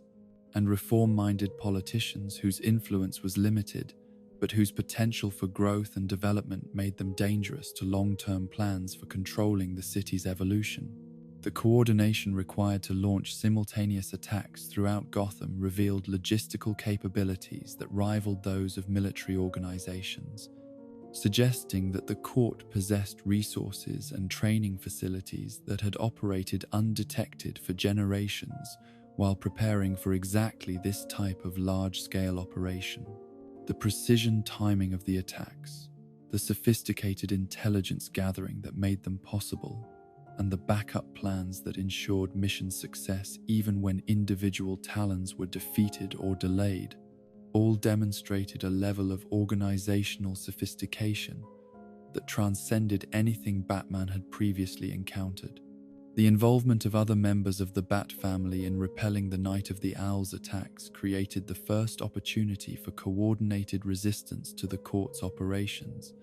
yet it also revealed how thoroughly the organization had studied and prepared for exactly this type of response. Each Talon seemed specifically equipped and trained to counter the particular strengths and techniques of their assigned targets, suggesting intelligence gathering that had been conducted over years or even decades of careful observation and analysis. The psychological impact of the Night of the Owls on Gotham's civilian population was perhaps as significant as its immediate physical consequences, for it represented the first time that the city's hidden controllers had abandoned their preference for subtle manipulation in favor of open violence.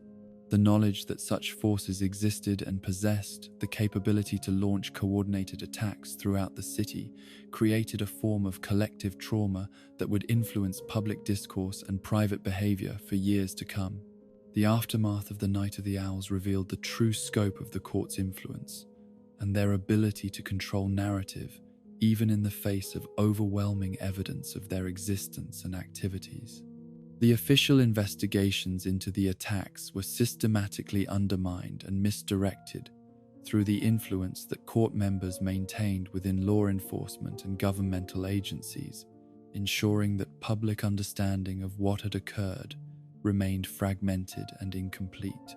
The realization that the Court of Owls represented not merely a criminal organization but an alternative form of government that had operated parallel to Gotham's official institutions for centuries challenged fundamental assumptions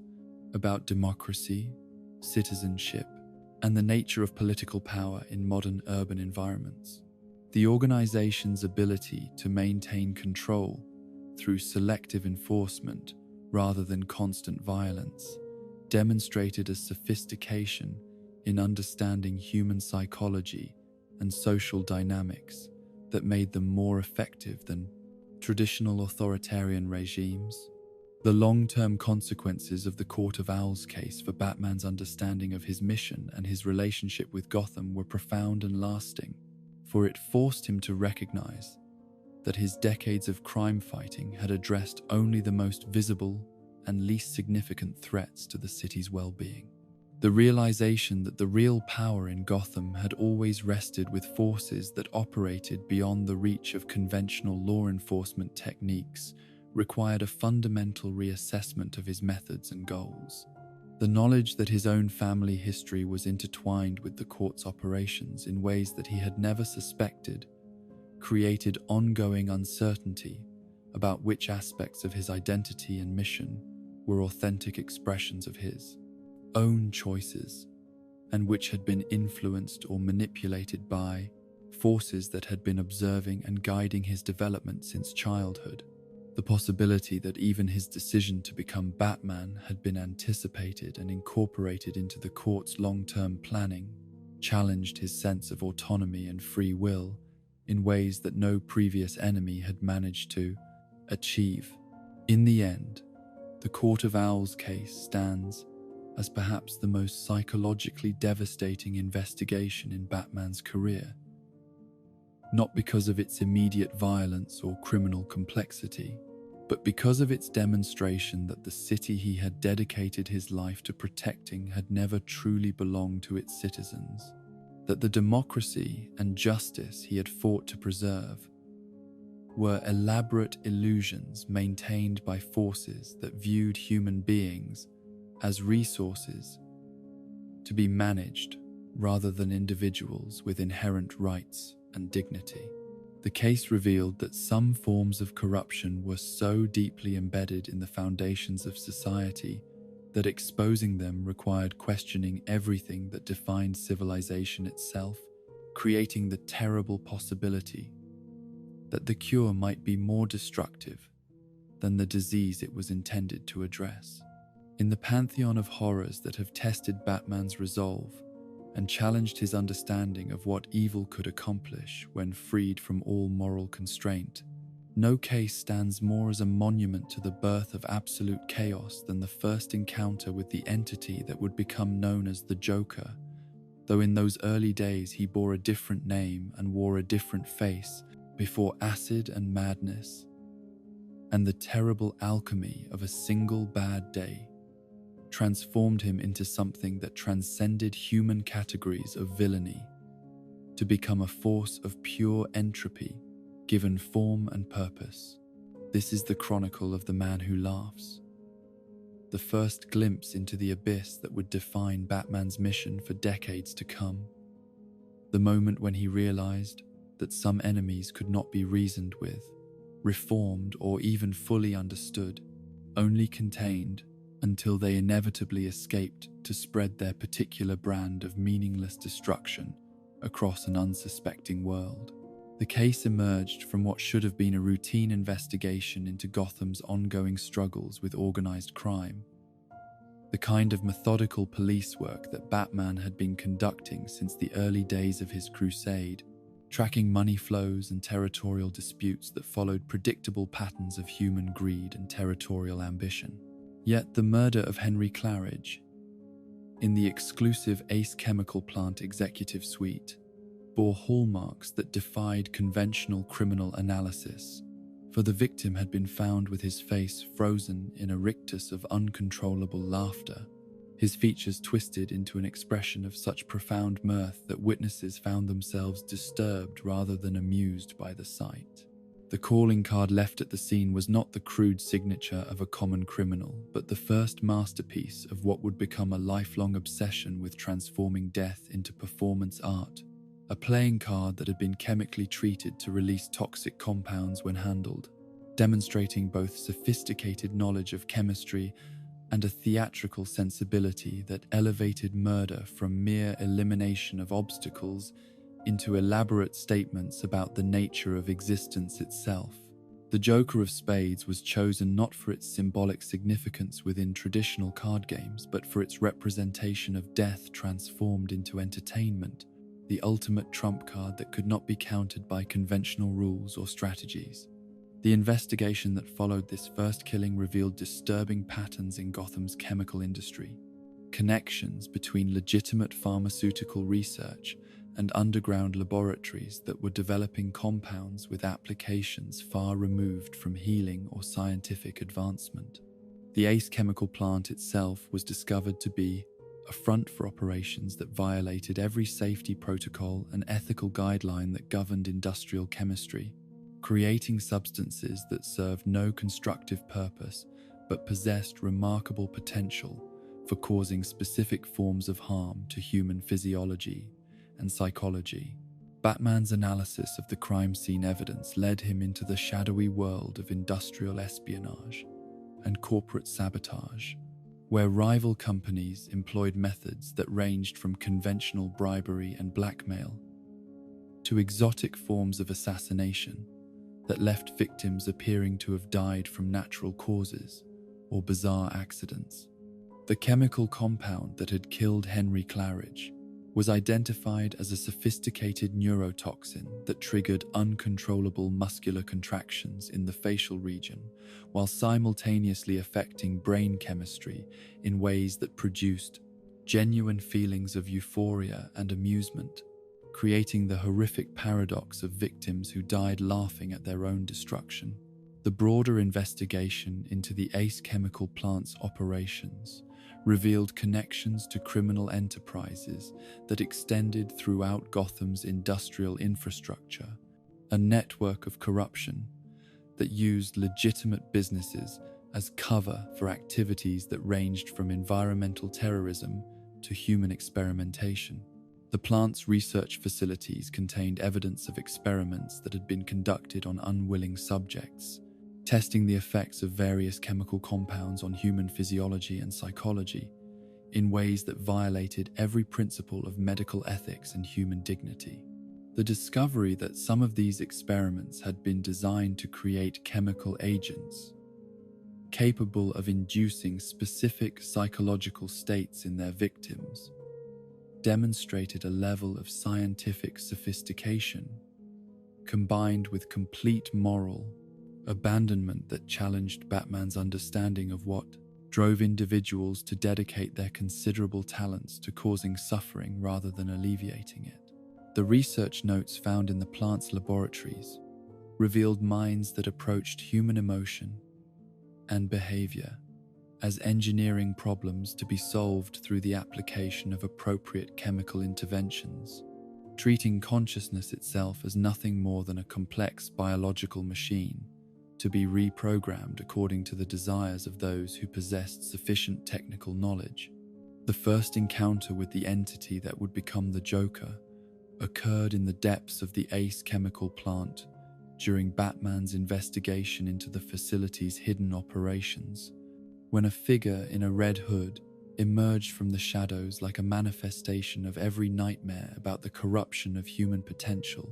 through exposure to forces that transcended ordinary understanding. The costume was not merely protective gear, but a symbolic statement about anonymity and the dissolution of individual identity, the transformation of a specific person into a generic representative of chaos and destruction. The confrontation that followed was unlike any that Batman had previously experienced, for his opponent fought not with the disciplined techniques of trained criminals or the desperate fury of cornered animals, but with the improvisational creativity of someone who treated violence as a form of artistic expression. The Red Hood's movements seemed to follow no conventional pattern of combat training, instead adapting moment by moment to circumstances in ways that suggested either genius-level tactical thinking or complete disconnection from rational planning and consequence assessment. The chemical vats that dominated the plant's production floor were not merely industrial equipment, but the instruments of the most profound transformation in Gotham's criminal history. Containers filled with solutions that possessed the power to alter not just physical appearance, but fundamental aspects of personality and psychological functioning. The combination of exotic compounds that had been developed through the plant's illegal research created a form of chemical bath that could restructure human tissue while simultaneously affecting neurochemistry in ways that had never been tested or documented. The fall that sent the Red Hood plunging into the chemical mixture was not accidental, but the inevitable result of a pursuit that had been designed to end at exactly this location, demonstrating a form of premeditation that suggested either remarkable foresight or supernatural knowledge of how events would unfold. The timing of the sequence that led to this moment had been orchestrated with such precision that every choice Batman made during the confrontation served to advance the Red Hood's apparent agenda, creating the disturbing possibility that the hero had been manipulated into becoming an unwitting participant in his enemy's transformation.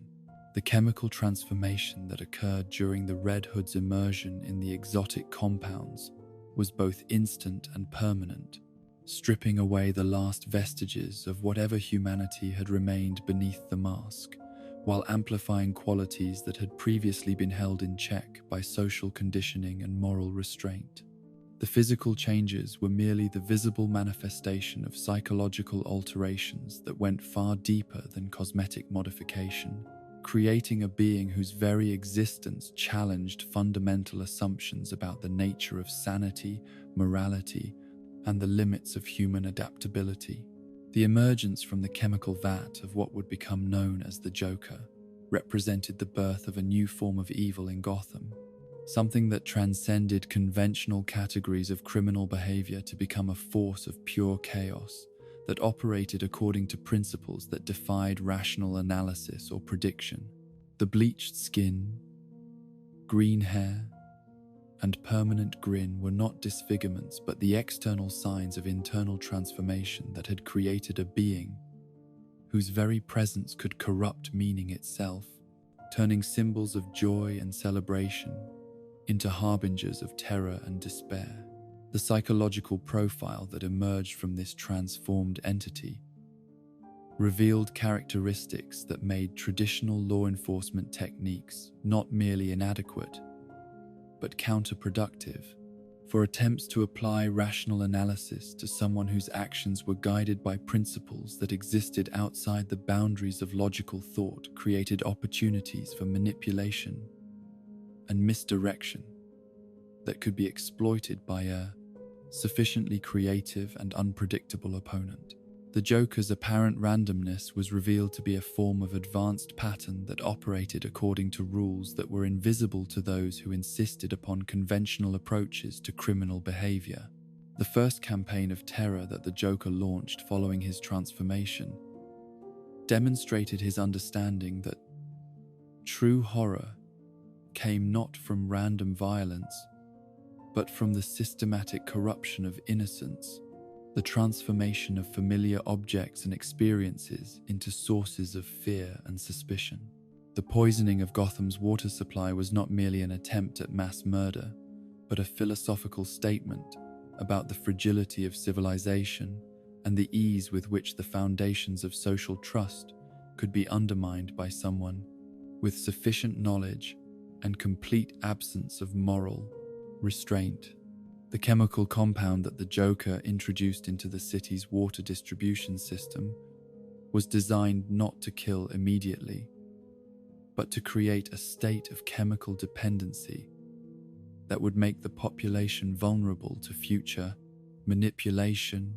demonstrating planning capabilities that extended far beyond immediate gratification to encompass long-term strategies for social control. The toxin was engineered to produce subtle changes in brain chemistry that would make its victims more susceptible to suggestion while simultaneously reducing their capacity for critical thinking and independent decision-making. The Joker fish that began appearing in Gotham's rivers and harbors following the water contamination represented both environmental terrorism and artistic statement, creatures that had been transformed by chemical exposure into grotesque parodies of natural beauty that served as living symbols of what could happen to any organism that encountered the Joker's influence. The fish were not merely victims of pollution, but active agents in spreading the contamination throughout the aquatic ecosystem, creating a self-perpetuating cycle of corruption that would continue long after the immediate crisis had been addressed. The psychological impact of these transformed creatures on Gotham's population was perhaps more significant than their environmental effects, for they served as constant reminders that the city's natural systems had been violated in ways that could not be easily repaired or forgotten. The sight of fish with human-like grins swimming in familiar waterways created a form of cognitive dissonance that challenged residents' ability to trust their own perceptions and feel safe in environments that had previously seemed benign. Batman's investigation into the water contamination revealed the scope of the Joker's understanding of urban infrastructure and his ability to exploit vulnerabilities that had been overlooked by engineers and safety inspectors, who approached city planning from purely technical perspectives. The infiltration of the water treatment facilities had been accomplished through methods that demonstrated intimate knowledge of both the physical systems involved and the human psychology of the workers who operated them, creating opportunities for sabotage that required no dramatic confrontations or obvious criminal activity. The revelation that the contamination had been accomplished through the cooperation of plant workers who believed they were participating in legitimate chemical research added layers of deception to the crime that demonstrated the Joker's ability to manipulate well-intentioned people into becoming unwitting accomplices in their own destruction. The false research project that had provided cover for the contamination was presented with sufficient scientific credibility and institutional backing that even trained professionals had been unable to detect its fraudulent nature until, after the damage had been done. The antidote that Batman developed to counteract the Joker's water contamination required not only chemical knowledge but psychological insight into the mind that had created the original toxin. For the compound was designed with multiple layers of protection against neutralization that could only be overcome by someone who understood the twisted logic that had guided its creation. The process of developing an effective countermeasure forced Batman to think like his enemy, to adopt patterns of reasoning that operated outside conventional scientific methodology, while maintaining enough connection to established principles to produce practical results. The confrontation that would conclude this first encounter with the Joker took place in the abandoned amusement park that had served as his base of operations, a location that perfectly embodied his approach to evil through the corruption of innocent entertainment into instruments of terror and despair. The rides and attractions that had once brought joy to children and families had been converted into elaborate death traps that operated according to the same mechanical principles as their original designs while serving completely opposite purposes. The funhouse mirrors that the Joker had installed throughout the park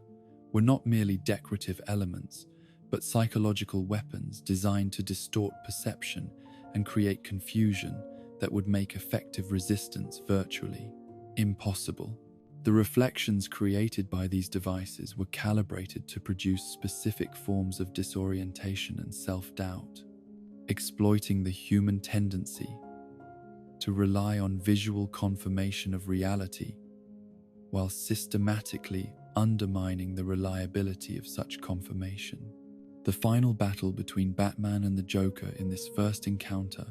established patterns that would define their relationship for decades to come, a conflict between order and chaos that transcended simple opposition between hero and villain to become a fundamental disagreement about the nature of meaning itself and whether existence possessed inherent purpose or was simply an arbitrary sequence of events without deeper significance. The Joker's weapons were not designed to kill quickly or efficiently, but to transform death itself into a form of entertainment that mocked the seriousness with which his victims approached their own lives. The escape that concluded this first encounter was orchestrated with the same theatrical sensibility that had characterized the Joker's entire campaign, demonstrating his understanding that the most effective forms of terror were those that left victims uncertain about when and how the next attack would come. The methods he employed to evade capture were not based on superior planning or resources, but on his willingness to embrace chaos and uncertainty as allies rather than obstacles, creating opportunities for escape through actions that no rational criminal would consider attempting. The long-term impact of this first encounter with the Joker on Batman's understanding of his mission was profound and lasting, for it forced him to acknowledge that not all enemies could be reformed or redirected toward constructive purposes, that some individuals were so fundamentally damaged or corrupted that the best possible outcome was containment rather than rehabilitation. The realization that he would face opponents who viewed destruction as an end in itself, rather than a means to achieve practical goals, required a fundamental reassessment of his approach to crime fighting and conflict resolution. The psychological toll of confronting an enemy who operated according to principles that defied rational analysis created forms of stress and uncertainty that Batman had not previously experienced, forcing him to develop new mental defenses and coping mechanisms that would allow him to function effectively against opponents whose very existence challenged his faith in the possibility of justice and meaning in an apparently random universe. The knowledge that such beings existed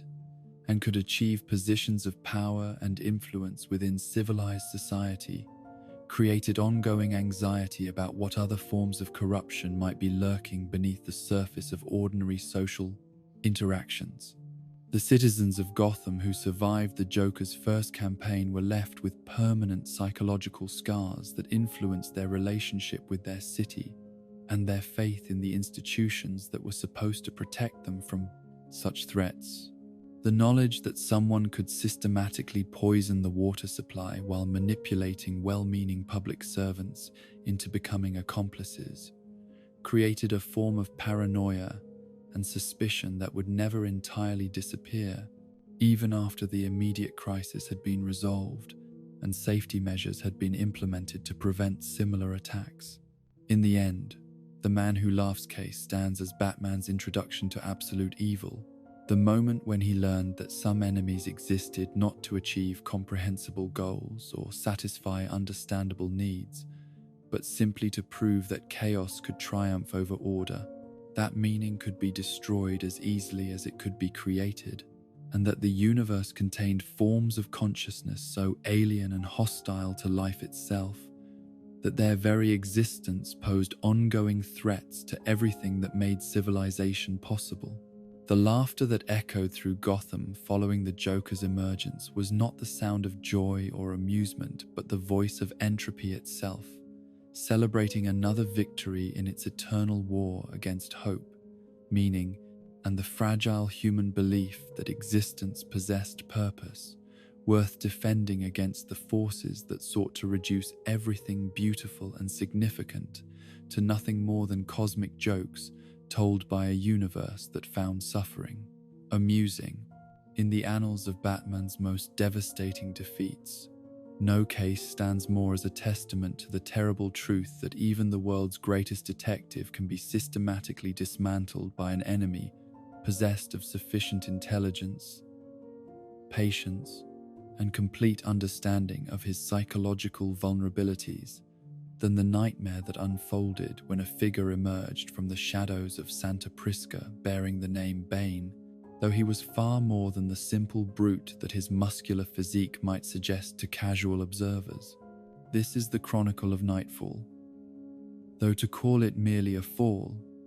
is to underestimate the totality of destruction that was visited upon everything Batman had built, a campaign so methodical and comprehensive that it reduced the Dark Knight from Gotham's greatest protector to a broken man whose spine snapped like a twig in the hands of someone who had dedicated his entire existence to achieving that singular moment of absolute victory. The case began not with crime or mystery, but with reconnaissance, as Bane spent months studying his intended prey with the dedication of a scholar, researching the subject that would define his life's work, analyzing every aspect of Batman's methods, psychology, and physical capabilities through careful observation and systematic intelligence gathering that revealed a mind capable of strategic thinking on scales that exceeded anything Gotham's criminal underworld had previously produced. The man who had been born and raised in the hellish confines of Peñaduro prison possessed not only the enhanced physical capabilities that came from exposure to the drug known as venom,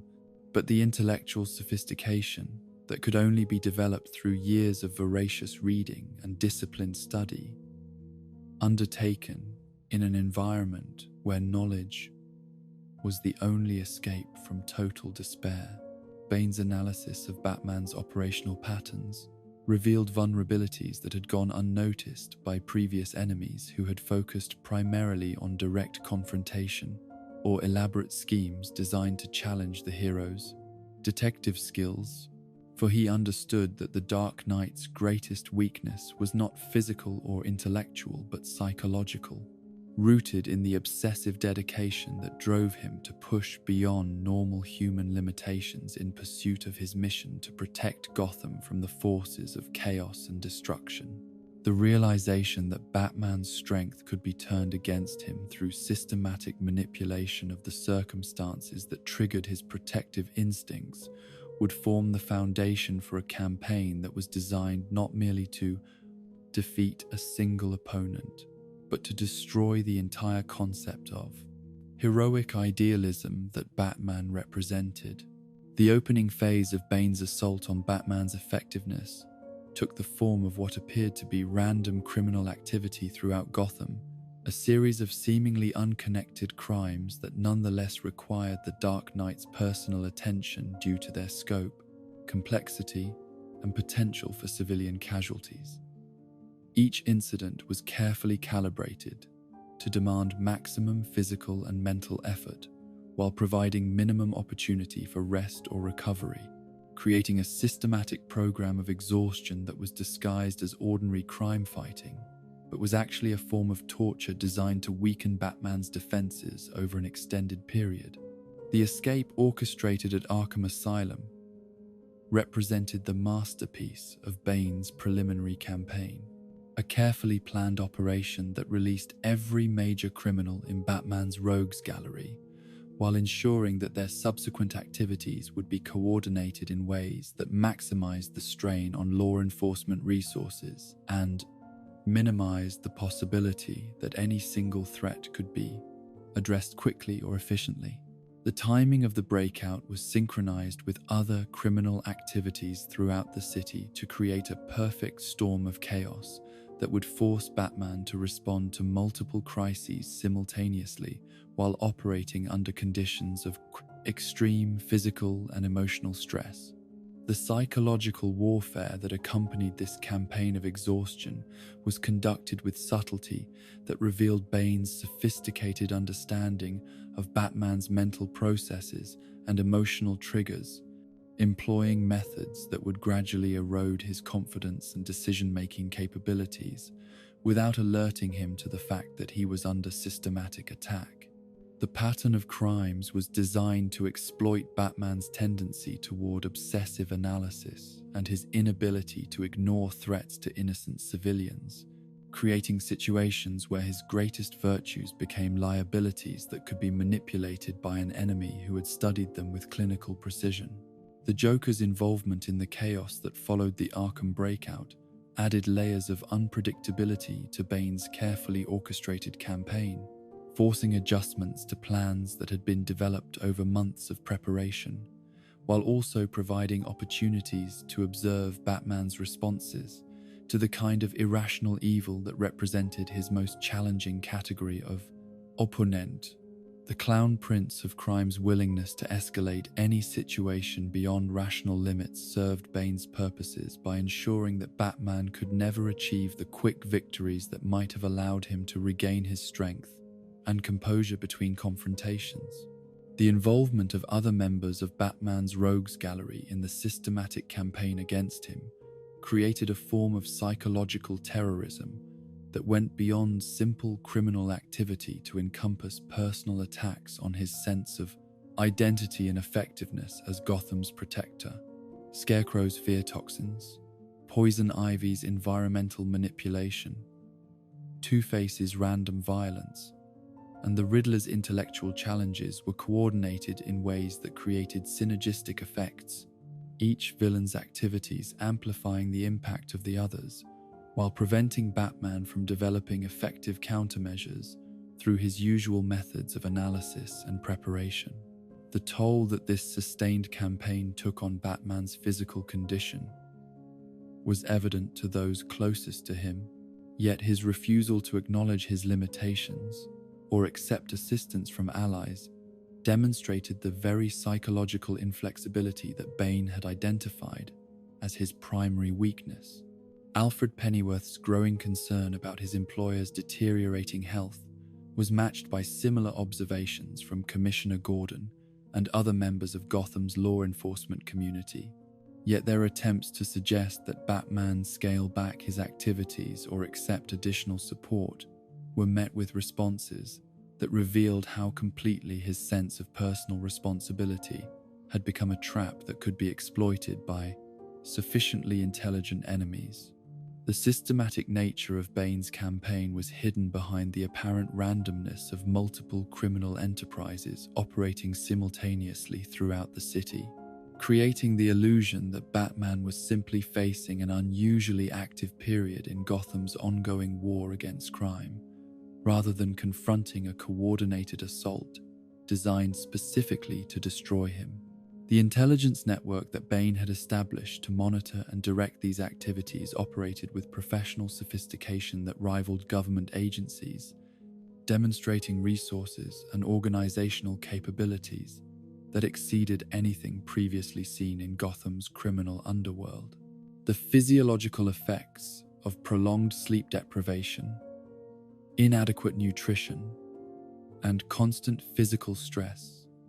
began to manifest themselves in ways that compromised Batman's reflexes, judgment, and tactical thinking. Yet his determination to maintain his protective vigil over Gotham prevented him from recognizing these symptoms as evidence of systematic attack, rather than natural consequences of an unusually challenging period in his crime-fighting career. The gradual degradation of his capabilities was so subtle and incremental that it escaped detection by someone whose analytical skills were themselves being compromised by the very conditions that were causing the decline. The final phase of Bane's campaign began when he determined that Batman had been sufficiently weakened to make direct confrontation feasible, though even this assessment was based on careful calculation rather than simple opportunism. For he understood that timing would be crucial to ensuring that their battle occurred under conditions that maximized his advantages, while minimizing his opponent's ability to recover or adapt during the conflict itself. The location chosen for their confrontation was Wayne Manor itself, demonstrating Bane's knowledge of Batman's secret identity and his determination to make their battle as personal and psychologically devastating as possible. The revelation that Bane had deduced Batman's civilian identity added dimensions to their conflict that transcended simple physical confrontation to encompass threats against everyone connected to Bruce Wayne's life, creating stakes that went far beyond personal victory or defeat to encompass the safety and security of Alfred, the various members of the extended Bat family, and the Wayne business empire that provided the resources necessary for Batman's mission. The knowledge that his enemy possessed this information, while he remained uncertain about Bane's true capabilities and motivations, placed Batman at a strategic disadvantage that his exhausted condition made impossible to overcome through superior tactics or fighting techniques. The physical confrontation that followed was notable not for its duration or complexity, but for its complete one-sidedness, as Batman's depleted condition made him unable to offer effective resistance against an opponent who was operating at peak physical capacity, while possessing intimate knowledge of his adversary's weaknesses and limitations. The systematic beating that preceded the climactic spine-breaking moment was conducted with clinical precision, each blow calculated to cause maximum pain and psychological impact, while demonstrating the futility of resistance against superior preparation and strategic thinking. The iconic image of Bane holding Batman's broken body above his head before delivering the devastating blow that shattered his spine became a symbol of the complete reversal of power dynamics that had defined their conflict, transforming Gotham's seemingly invincible protector into a helpless victim whose legendary capabilities had proven inadequate when confronted with an enemy who combined physical superiority with intellectual sophistication and strategic patience. The sound of Batman's vertebrae snapping was not merely the breaking of bones, but the destruction of everything he had built and represented, reducing years of heroic achievement to nothing more than preparation for this moment of absolute defeat. The aftermath of Batman's defeat created a power vacuum in Gotham that Bane had anticipated and prepared for,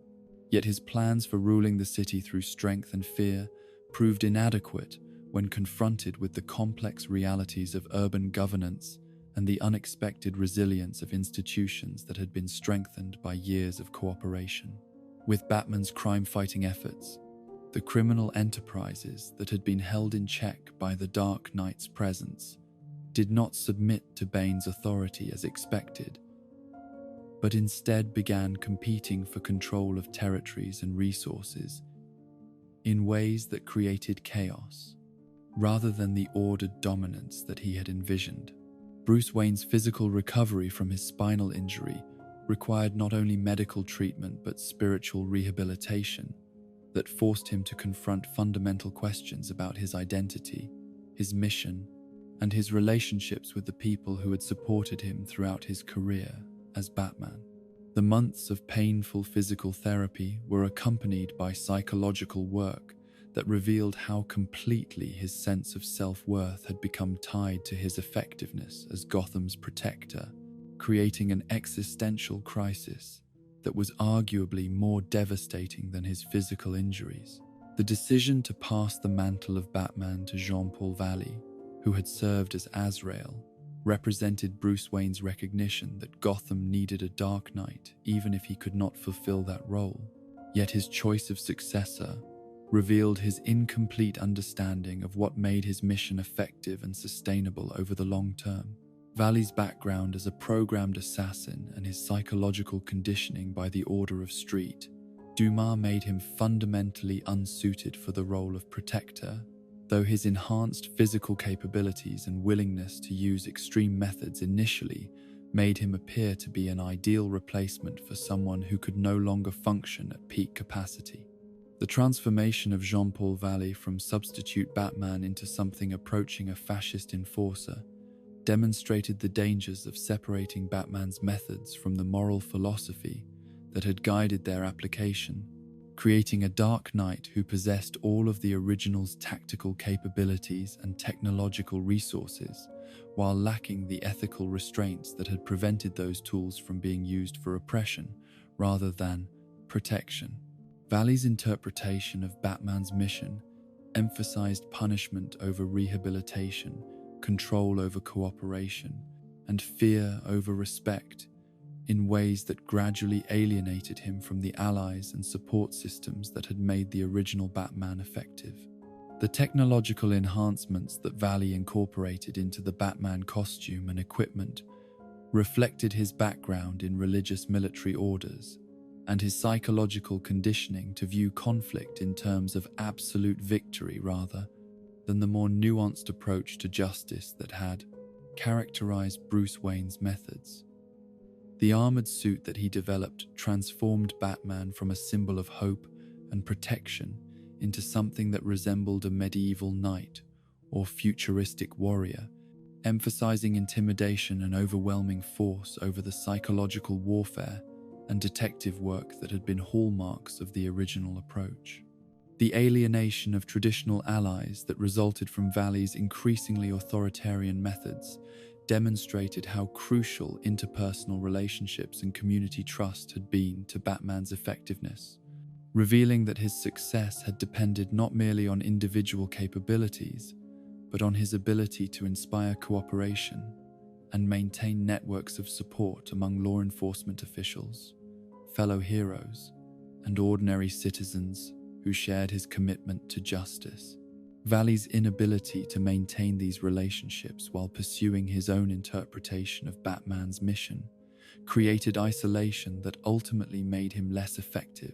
despite his superior physical capabilities and willingness to use extreme methods. The confrontation between Bruce Wayne and Jean-Paul Valley for control of the Batman identity represented more than personal conflict between two individuals, but rather a philosophical battle about the nature of heroism itself and the Batman proper relationship between power and responsibility in the power service of justice. Valley's argument that his methods were more effective than the original Batman's was supported by statistical evidence of reduced crime rates and faster resolution of criminal cases. Yet these apparent successes came at the cost of civil liberties and community trust that Bruce Wayne recognized as essential to any sustainable approach to crime fighting. The final battle between the original and replacement Batman was conducted not through direct physical confrontation, which Bruce Wayne's still recovering condition would have made impossible, but through psychological warfare and strategic thinking that demonstrated how completely he had recovered his intellectual capabilities, even if his physical condition remained compromised. The defeat of Valley was accomplished through exploitation of his psychological conditioning and religious programming rather than superior force, proving that intelligence and understanding of human nature remained more powerful than enhanced physical capabilities when applied by someone who possessed sufficient experience and wisdom. The restoration of Bruce Wayne to his role as Batman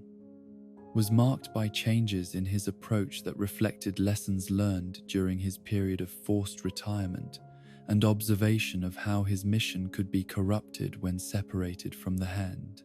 moral framework that had originally motivated it. The new Batman was more willing to accept assistance from allies, more conscious of the need to maintain community relationships, and more aware of the psychological toll that his methods could exact on those who attempted to follow his example without possessing his background, training, and philosophical foundation.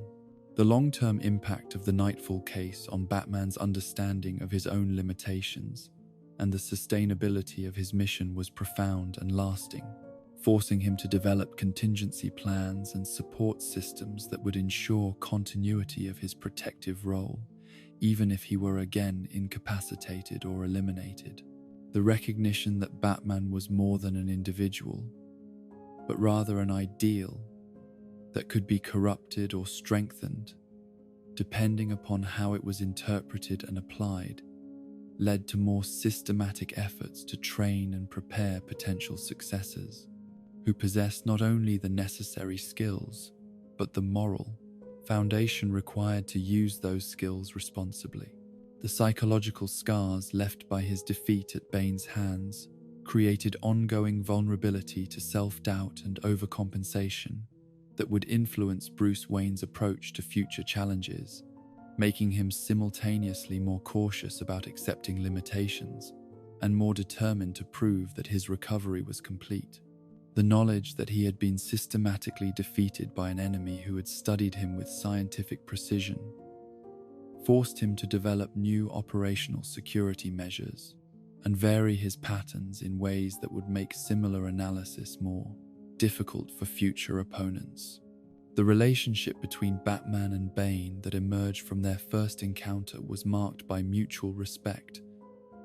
tempered with ongoing psychological warfare, as both recognized that their conflict had transcended simple heroics and villainy to become a test of competing philosophies about strength, preparation, and the role of intelligence in determining outcomes of physical confrontation. Bane's demonstration that even the most capable hero could be defeated through systematic application of strategic thinking and psychological manipulation became a template that other enemies would attempt to replicate, though none would achieve the same level of success due to their failure to match his combination of physical capability, intellectual sophistication, and strategic patience. In the end, Nightfall stands as Batman's most complete and systematic defeat, a demonstration that even legendary heroes are vulnerable to enemies who possess the intelligence to identify their weaknesses, the patience to exploit those weaknesses systematically, and the physical capabilities necessary to capitalize on the opportunities created through careful preparation and strategic thinking. The case revealed that Batman's greatest strengths could become liabilities when confronted by opponents who understood how to turn dedication against itself, transforming the very qualities that made him effective into the instruments of his own destruction, while also demonstrating that recovery from such devastating defeat was possible when accompanied by genuine self-reflection, acceptance of help from others, and willingness to adapt methods based on hard-won experience about the true costs of heroism in a world where evil could be both intelligent and patient enough to achieve total victory through systematic application of superior strategy. In the most psychologically devastating chronicles of Batman's career, no case has demonstrated the terrifying vulnerability of the human mind to systematic manipulation and the complete destruction of identity through prolonged torture as completely as the nightmare that unfolded in the forgotten tunnels and abandoned subway systems beneath Gotham's streets, where a charismatic madman had built an empire of broken souls and transformed the city's most desperate citizens into willing participants in their own spiritual annihilation. This is the chronicle of Batman. The cult, though to call it merely a cult is to underestimate the sophisticated understanding of human psychology and social control that Deacon Blackfire employed to create what amounted to a shadow government operating in the spaces that civilization had abandoned, turning the forgotten and discarded members of society into an army of fanatical believers who would commit any atrocity in service of their master's vision of purification through violence and submission. The case began with disturbing reports from Gotham's social services agencies about the sudden disappearance of homeless individuals from their usual gathering places and shelter facilities, a pattern that might have been dismissed as normal migration or seasonal adjustment if not for the complete absence of any trace or indication of where these people had gone or why they had chosen to abandon familiar environments without warning or explanation. The missing persons were not random casualties, but carefully selected individuals who possessed specific psychological vulnerabilities that made them ideal candidates for the kind of intensive indoctrination and identity reconstruction that would transform them from society's outcasts into instruments of focused hatred and righteous violence. Batman's initial investigation into these disappearances led him into the labyrinthine network of tunnels, sewers, and abandoned infrastructure that existed beneath Gotham like a shadow city,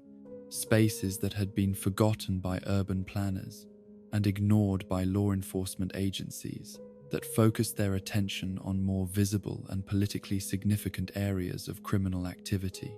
The underground realm that he discovered was not the chaotic collection of temporary shelters and makeshift communities that he had expected, but rather a highly organized society with its own rules, hierarchies, and systems of governance that had evolved in complete independence from the surface world. The figure who ruled this subterranean empire was known to his followers simply as Deacon Blackfire, though his true identity and background remained shrouded in deliberate mystery that enhanced his authority by making him appear to be something more than human, a messenger from higher powers who had chosen to minister to society's forgotten and abandoned members. His physical appearance combined elements of religious authority with primitive masculinity, creating an image that appealed simultaneously to followers' need for spiritual guidance and their hunger for strong leadership that could provide direction and purpose to lives that had been marked by failure, disappointment, and social rejection. The theology that Blackfire preached to his growing congregation was a sophisticated blend of traditional religious imagery with revolutionary political doctrine, promising not only personal salvation through submission to his authority, but also collective revenge against the surface society that had rejected and abandoned his followers. The sermons that he delivered in the cathedral-like chambers carved from Gotham's bedrock were masterpieces of psychological manipulation,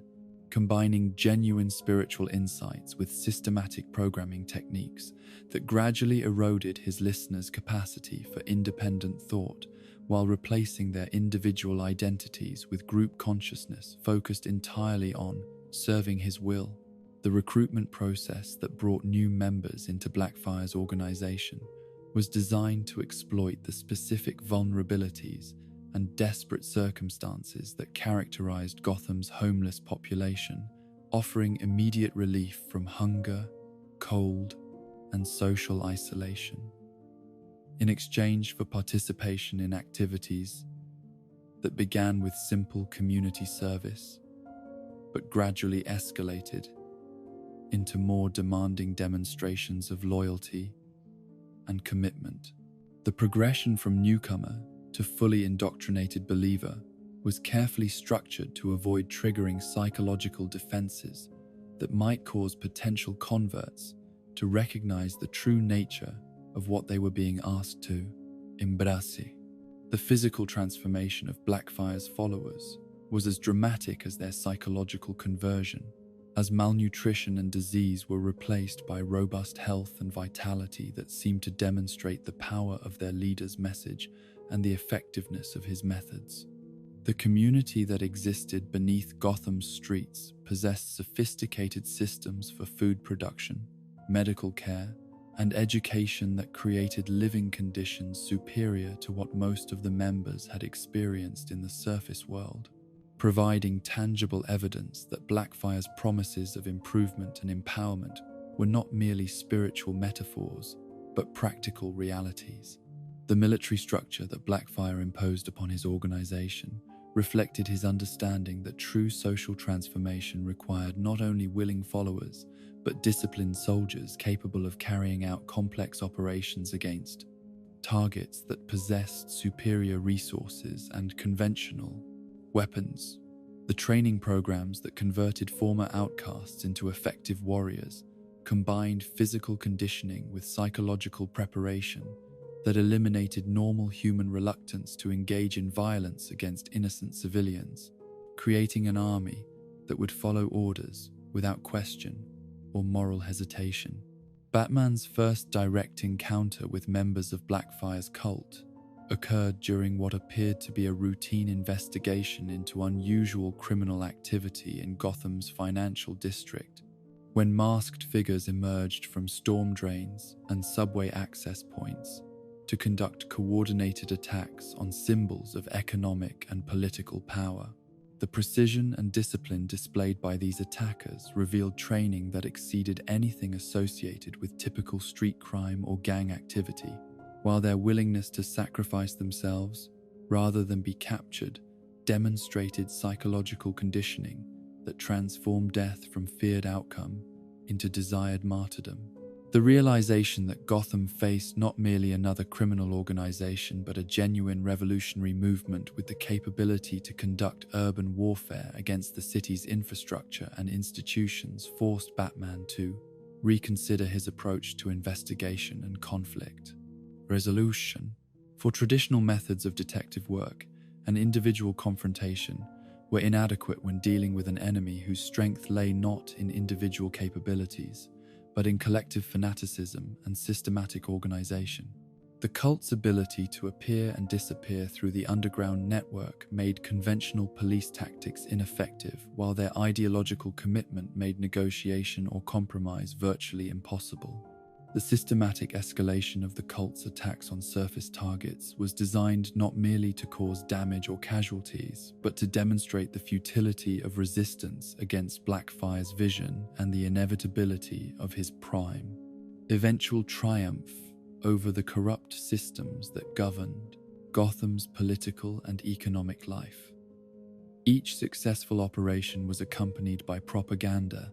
that explained the theological significance of the destruction,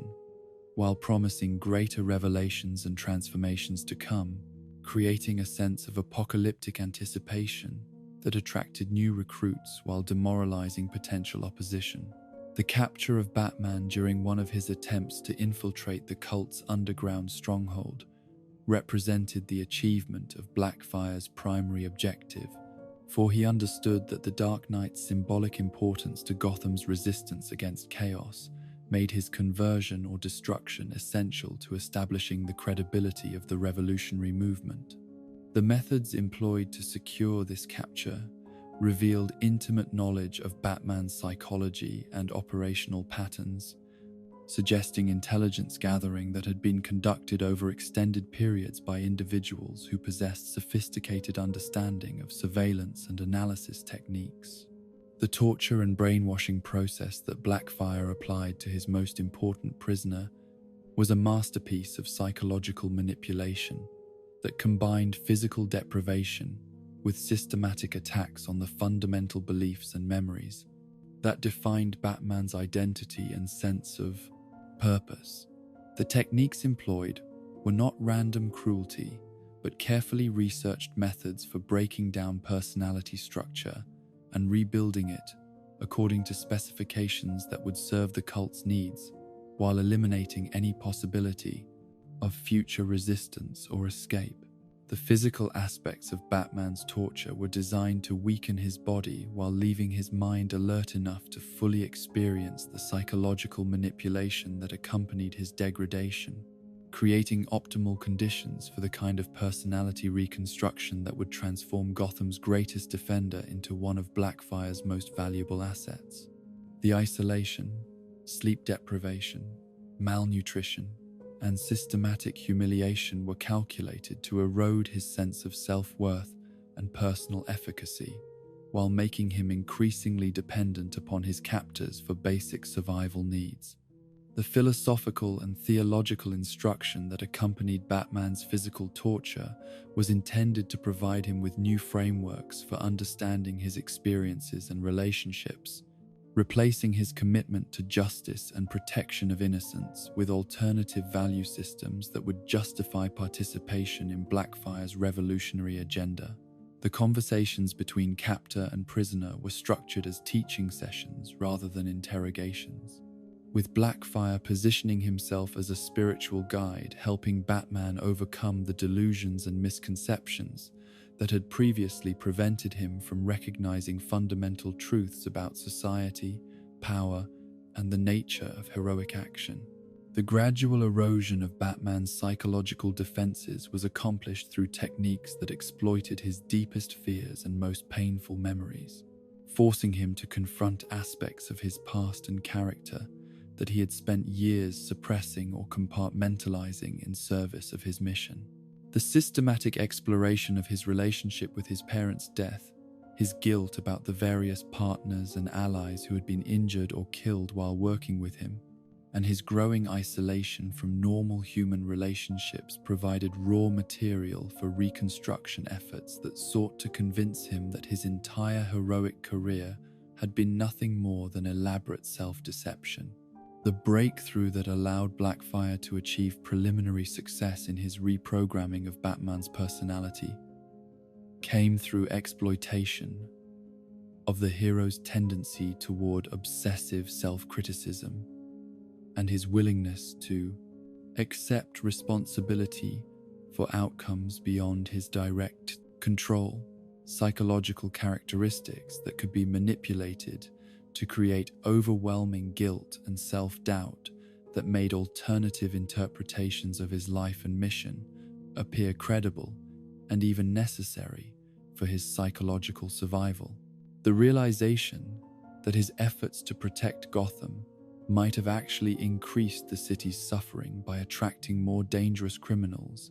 and escalating the level of violence in their conflicts provided the foundation for accepting Blackfire's argument that only revolutionary transformation could address the systemic problems that individual heroism was inadequate to solve. The public appearances that Batman made while under Blackfire's control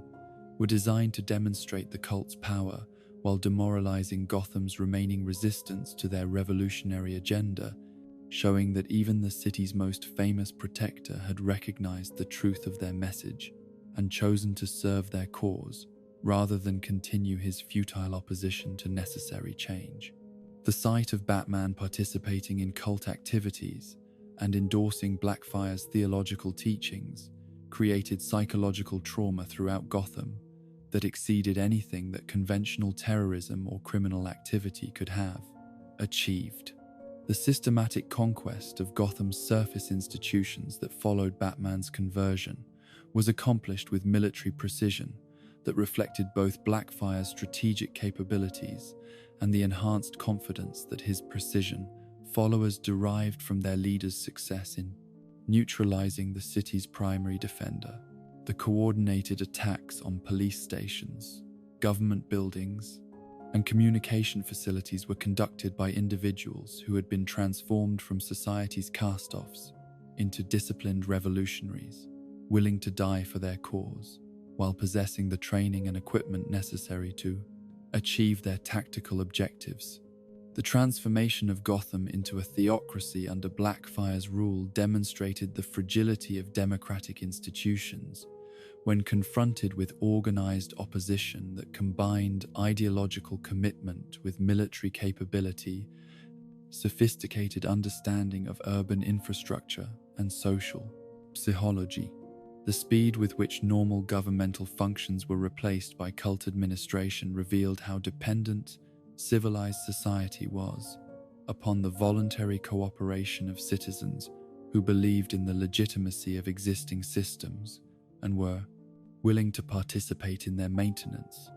Robin's desperate attempt to locate and rescue Batman represented more than personal loyalty to his partner and mentor,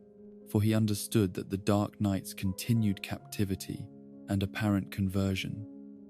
threatened to destroy the hope and resistance that were necessary for any eventual liberation of the city from cult control. The young hero's investigation into the underground network that had swallowed Batman forced him to develop new skills and approaches to detective work while operating under conditions of extreme danger and isolation from the support systems that had previously made their partnership effective. The psychological horror that Robin experienced upon discovering Batman's apparent transformation into one of Blackfire's most devoted followers challenged his understanding of identity, loyalty, and the permanence of the moral principles that had defined their relationship. The possibility that the person who had been his teacher, partner, and surrogate father could be so completely changed by outside forces that he became unrecognizable created existential questions about the nature of personality and the reliability of human connections that would haunt him long after the immediate crisis was resolved. The rescue operation that Robin eventually mounted to extract Batman from cult custody required not only physical courage and tactical skill, but psychological preparation for the possibility that his mentor might be too damaged or changed to resume his former role and relationships. The planning for this mission had to account for scenarios ranging from Batman's grateful cooperation to his violent resistance as a fully converted cult member, creating operational challenges that exceeded anything in Robin's previous experience. The confrontation between Robin and the brainwashed Batman represented one of the most psychologically complex battles in either hero's career, as the younger hero was forced to fight against someone whose skills exceeded his own, while simultaneously attempting to reach whatever remained of the person who had trained him and shaped his understanding of heroism and justice. The techniques that Robin employed were designed not to defeat his opponent, but to break through the psychological conditioning that had replaced his original personality with cult programming. The gradual restoration of Batman's true identity was accomplished not through dramatic revelation or single moment of breakthrough, but through patient work that slowly rebuilt the connections between his current experiences and suppressed memories of who he had been before his capture and conversion. The process required confronting the genuine insights about his character and mission that Blackfire had exploited during the brainwashing process, acknowledging legitimate criticisms while rejecting the conclusions that had been drawn from them. The final battle against Blackfire and his cult organization was complicated by Batman's ongoing psychological trauma and his uncertainty about his own reliability and judgment, following his experience of complete personality reconstruction. The hero who emerged from cult captivity was changed in fundamental ways that would influence his approach to crime fighting and his relationships with allies and enemies for years to come, having learned through direct experience how vulnerable the human mind was to systematic manipulation by sufficiently skilled opponents. The aftermath of the cult's defeat revealed the lasting damage that Blackfire's rule had inflicted upon Gotham's social and political institutions, as the rapid transformation of the city into a theocracy had shattered many citizens' faith in the stability and permanence of democratic governance. The psychological scars left by witnessing their protectors' apparent conversion and participation in revolutionary activities created ongoing doubt about the reliability of heroes and the possibility that anyone, regardless of their apparent strength and moral commitment, could be broken and turned against their former principles. The long-term impact of the cult case on Batman's understanding of his own psychological vulnerabilities and the techniques that enemies might employ to exploit them led to significant changes in his operational security and mental preparation for future confrontations with opponents who possessed sophisticated knowledge of human psychology and behavior modification. The recognition that his greatest defeats might come not from physical combat but from attacks on his identity and sense of purpose forced him to develop new forms of psychological armor and support systems. In the end, Batman. The cult stands as perhaps the most psychologically disturbing case in the Dark Knight's career, not because of its violence or criminal complexity, but because of its demonstration that even the strongest and most disciplined minds could be systematically destroyed and rebuilt by enemies who understood the techniques necessary to strip away identity and replace it with alternative programming that served their purposes. The case revealed that heroism was not merely a matter of physical capability or moral commitment, but also required constant vigilance against forms of corruption that operated through manipulation of the very psychological processes that made heroic action possible, creating the terrible recognition that the greatest battles might be fought not in the streets of Gotham, but in the hidden recesses of the human soul, where identity purpose and meaning were continuously created and potentially destroyed by forces that understood how to weaponize hope, guilt, and the fundamental human need for belonging and purpose against those who sought to protect others from such psychological predation. In the darkest prophetic visions of what Batman's endless war against evil might ultimately cost, no chronicle stands more as a testament to the inevitable toll that decades of fighting monsters can exact upon the human soul than the nightmare future that unfolded when an aging Bruce Wayne emerged from 10 years of forced retirement to discover that Gotham had become something unrecognizable. A dystopian wasteland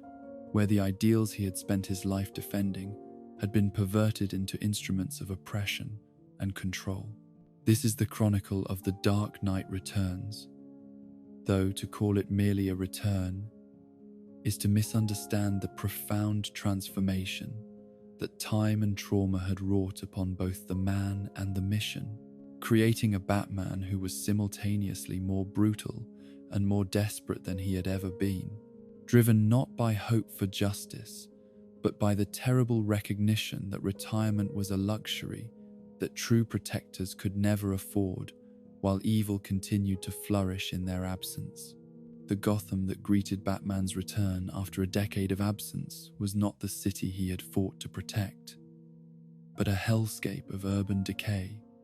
and social breakdown that demonstrated how quickly civilization could collapse when the forces that held it together were removed or compromised. The streets that had once known his protection were now ruled by gangs whose violence exceeded anything from the city's criminal past, while the institutions of law and order had been replaced by private security forces and corporate militias that served wealth rather than justice, creating a society where protection was a commodity available only to those who could afford to purchase it. The mutant gang that had claimed dominion over Gotham's streets represented a new form of criminal organization that transcended traditional categories of organized crime to become something approaching a primitive tribal culture, complete with ritualistic violence, territorial warfare, and a leadership structure based on physical dominance rather than strategic intelligence or business acumen. The members of this gang were not career criminals pursuing economic advantage, but something far more disturbing: individuals who had embraced violence as a form of identity and meaning-making in a society that had failed to provide them with constructive alternatives. The psychological profile of the mutant leader revealed characteristics that made him perhaps more dangerous than any of Batman's previous enemies.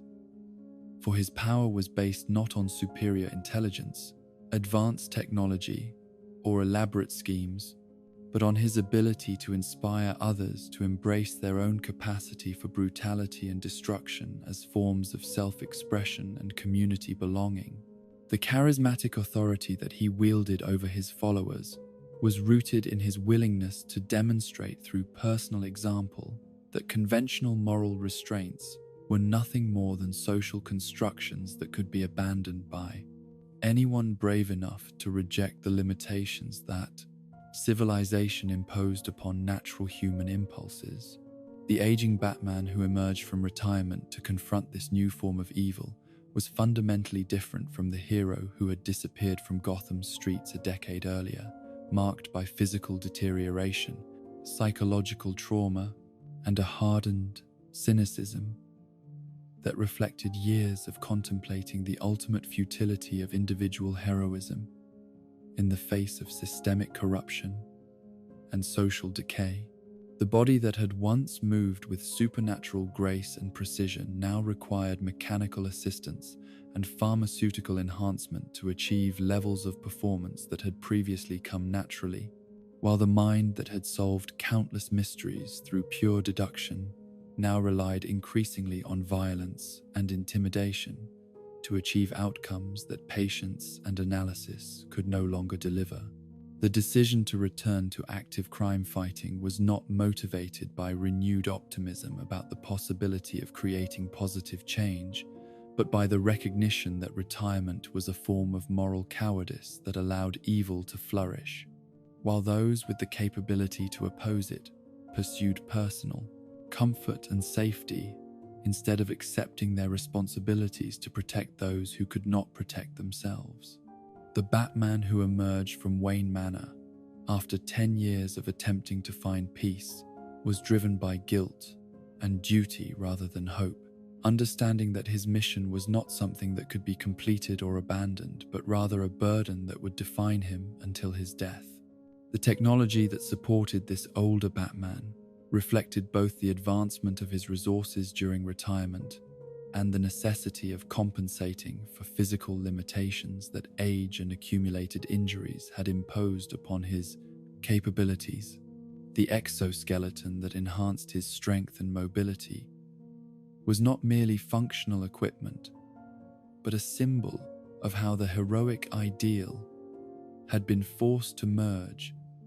with mechanical augmentation, creating a hybrid being that was neither fully human nor entirely artificial, but something that transcended both categories while belonging completely to neither. The first confrontation with the mutant leader took place in conditions that were designed to demonstrate the gang's power, while maximizing the psychological impact of their victory over Gotham's legendary protector, creating a public spectacle that would either establish Batman's continued relevance or confirm his obsolescence in the face of newer and more vicious forms of criminal leadership. The battle was conducted according to rules that favored physical strength and endurance over tactical intelligence and technological advantage, forcing the aging hero to confront his limitations while fighting in an arena where his opponent held every advantage. The defeat that Batman suffered in this initial encounter was both physical and symbolic, demonstrating that age and accumulated damage had reduced him from the seemingly invincible protector of Gotham's collective memory to a mortal man whose capabilities were subject to the same limitations that affected all human beings, who had lived long enough to experience the gradual failure of their bodies and minds. The sight of Batman being beaten and humiliated by a younger, stronger opponent served as a painful reminder that heroism was not a permanent achievement, but rather a temporary condition that could be lost through the simple passage of time. The psychological impact of this defeat on both Batman and Gotham's population was profound and complex, forcing a recognition that the heroic ideal itself might be subject to the same mortality and limitation that characterized all human endeavors, while simultaneously creating opportunities for renewal and redefinition of what it meant to serve and protect, in circumstances that had changed dramatically from those that had originally given birth to the Batman legend. The humiliation served as both ending and beginning, marking the death of one version of Batman, while creating the conditions necessary for the emergence of something different and potentially more appropriate to current circumstances. The recovery period that followed this defeat required not only physical healing but psychological reconstruction of Batman's understanding of his role and methods, forcing him to acknowledge that the approaches that had served him during his younger years were no longer adequate for the challenges that contemporary Gotham presented. The process of adapting to new realities, while maintaining connection to the principles that had originally motivated his mission, required forms of flexibility and self-awareness that had not been necessary during his prime years, when superior capability had been sufficient to overcome most obstacles. The return match with the mutant leader was fought according to different rules that allowed Batman to utilize his experience and intelligence rather than relying solely on physical prowess, demonstrating that adaptation and strategic thinking could compensate for diminished capability when applied by someone who possessed sufficient understanding of both his own limitations and his opponent's psychology. The victory that he achieved was not a restoration of his former dominance, but rather proof that heroism could continue to evolve and remain effective even as the individuals who embodied it aged and changed. The recruitment of Carrie Kelly as the new Robin represented Batman's recognition that his mission would require continuation by younger generations, who could bring fresh energy and perspective to challenges that he was no longer equipped to handle alone, while also providing him with partnership and support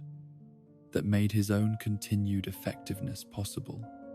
despite his physical limitations and psychological damage. The young woman who assumed the Robin identity was not merely a replacement for previous partners, but something new and different, possessing capabilities and approaches that reflected the changed circumstances of contemporary Gotham, while maintaining connection to the traditions and values that had made the partnership between Batman and Robin effective in previous eras. The emergence of Harvey Dent from Arkham Asylum, after years of reconstructive surgery and psychological treatment, created the most emotionally complex challenge that the aging Batman would face. For his former ally had become something that transcended simple categories of hero or villain, to embody the tragic consequences of a justice system that was inadequate to address the psychological damage that could result from exposure to extreme trauma and systematic corruption. The man who had once been Gotham's greatest hope for legal reform had been transformed into living evidence of how good people could be destroyed by forces that operated beyond the reach of conventional law enforcement or medical intervention. The reconstructed Harvey Dent presented himself as a reformed individual who had overcome his psychological problems through proper treatment and was ready to resume his role as a force for positive change in Gotham. Yet the Batman who confronted him possessed hard-won experience about the persistence of psychological damage and the ease with which apparently successful rehabilitation could mask ongoing pathology that would eventually manifest itself in dangerous ways. The tension between hope for redemption and recognition of the likelihood of relapse created a moral dilemma that had no clear resolution through conventional approaches to justice or mercy. The crimes that Harvey committed during his apparent reformation were so subtle and psychologically sophisticated that they initially escaped detection by law enforcement officials who wanted to believe that rehabilitation was possible, that their investment in his treatment had achieved genuine success. The systematic manipulation of public opinion and institutional resources that he conducted while maintaining his facade of recovery demonstrated that psychological damage could evolve and adapt rather than simply being cured, creating new forms of pathology that were more dangerous because they were less obvious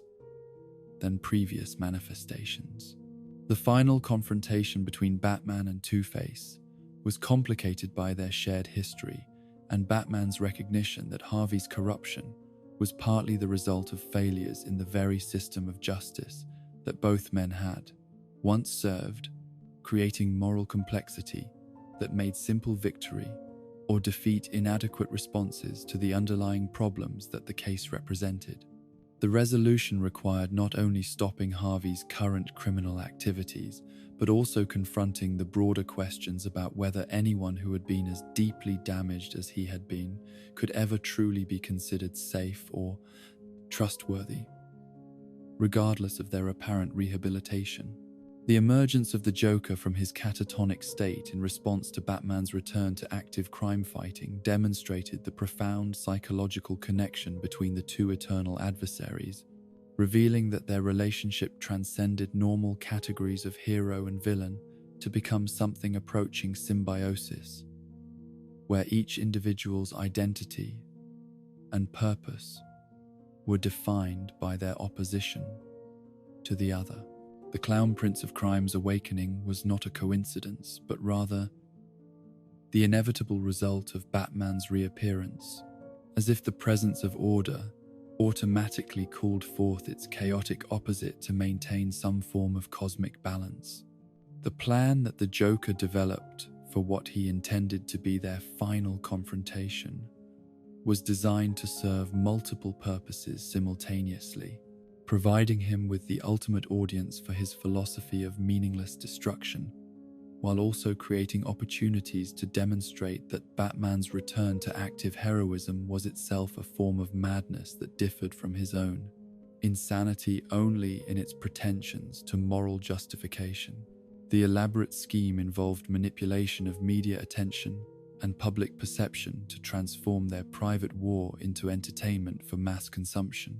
making their conflict serve as commentary on society's relationship with violence and its appetite for spectacle that reduced genuine suffering to commodity for popular consumption. The psychological warfare that characterized their final battle extended beyond their personal conflict to encompass broader questions about the nature of sanity and moral responsibility in a society that seemed to reward chaos while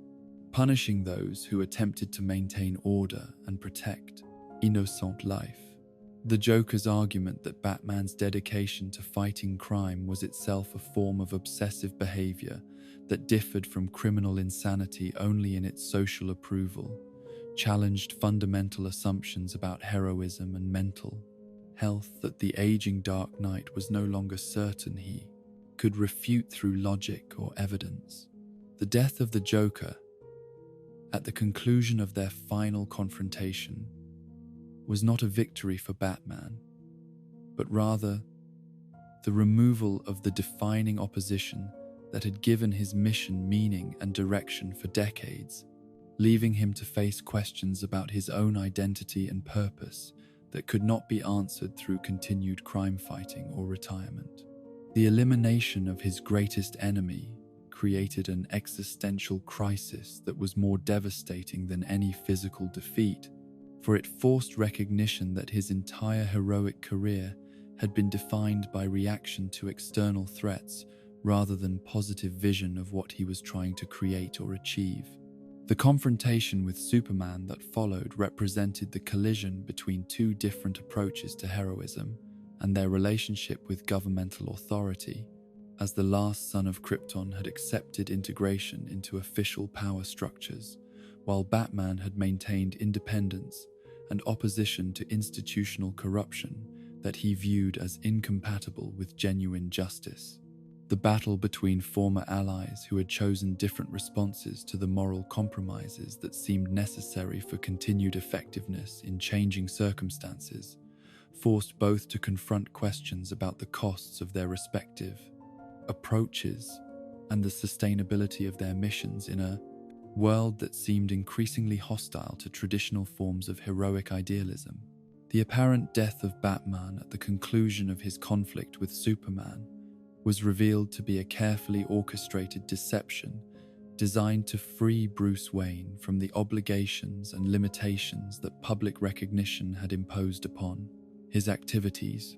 allowing him to continue his mission through different methods while avoiding the governmental oversight and social expectations that had threatened to co-opt or neutralize his effectiveness. The stage death was not retirement, but transformation, creating opportunities for more direct action against systemic corruption, while maintaining the symbolic power of the Batman legend as inspiration for others who might choose to carry on his work. The underground movement that Batman established following his apparent death represented his recognition that individual heroism was inadequate to address problems that required systematic social change, necessitating the development of networks and organizations that could operate beyond the reach of conventional law enforcement, while maintaining commitment to the principles of justice and protection that had originally motivated his mission. The recruitment and training of new heroes who could carry forward his work while adapting it to contemporary circumstances provided hope that the values he represented could survive and evolve, even as the specific individual who had embodied them aged beyond the point of continued direct action. The psychological toll that decades of crime fighting had exacted upon Bruce Wayne was evident in his relationships with allies and family members who had watched him sacrifice normal human connections and personal happiness in service of his mission to protect others, creating forms of isolation and emotional damage that could never be fully healed regardless of how successful his crime-fighting activities might have been. The recognition that heroism demanded prices that no individual should be expected to pay raised questions about the sustainability and morality of expecting people to dedicate their lives to protecting others at such enormous personal cost. In the end, The Dark Knight Returns stands as the ultimate meditation on the costs of heroism and the question of whether individuals who dedicate their lives to fighting evil can ever truly retire or find peace while injustice continues to flourish in the world around them. The case demonstrates that heroism is not a temporary commitment that can be abandoned when it becomes inconvenient or personally costly, but rather a permanent transformation of identity that defines those who embrace it for the remainder of their lives, creating obligations and purposes that transcend individual desires for comfort, safety, or normal human relationships, while also revealing that such dedication, however noble in its intentions, can become a form of obsession that destroys the very humanity that it claims to protect and serve, forcing recognition that the greatest heroes might also be the greatest victims of the evils they dedicate their lives to fighting against. And so we conclude our journey through the most disturbing chapters of Batman's endless war, each case a testament to the depths of human darkness and the price of standing against it. These chronicles remind us that heroism is not measured by victories alone, but by the willingness to face horrors that would break lesser souls, to stare into the abyss knowing it stares back, and to continue fighting even when hope seems lost. In these tales of madness and terror, we find not merely stories of good versus evil, but profound meditations on the nature of justice, the cost of compassion, and the terrible weight of responsibility that comes with choosing to protect others. Batman's Rogues Gallery serves as a dark mirror reflecting every possible corruption of the human spirit, while his unwavering response illuminates the extraordinary strength required to maintain one's moral center in the face of absolute evil. Let these stories of shadow and vigilance remind us that even in imagination's darkest corners, there exists always the possibility of hope, the chance for justice to prevail, and the undying truth that someone must be willing to stand watch in the darkness so that others may sleep peacefully in the light.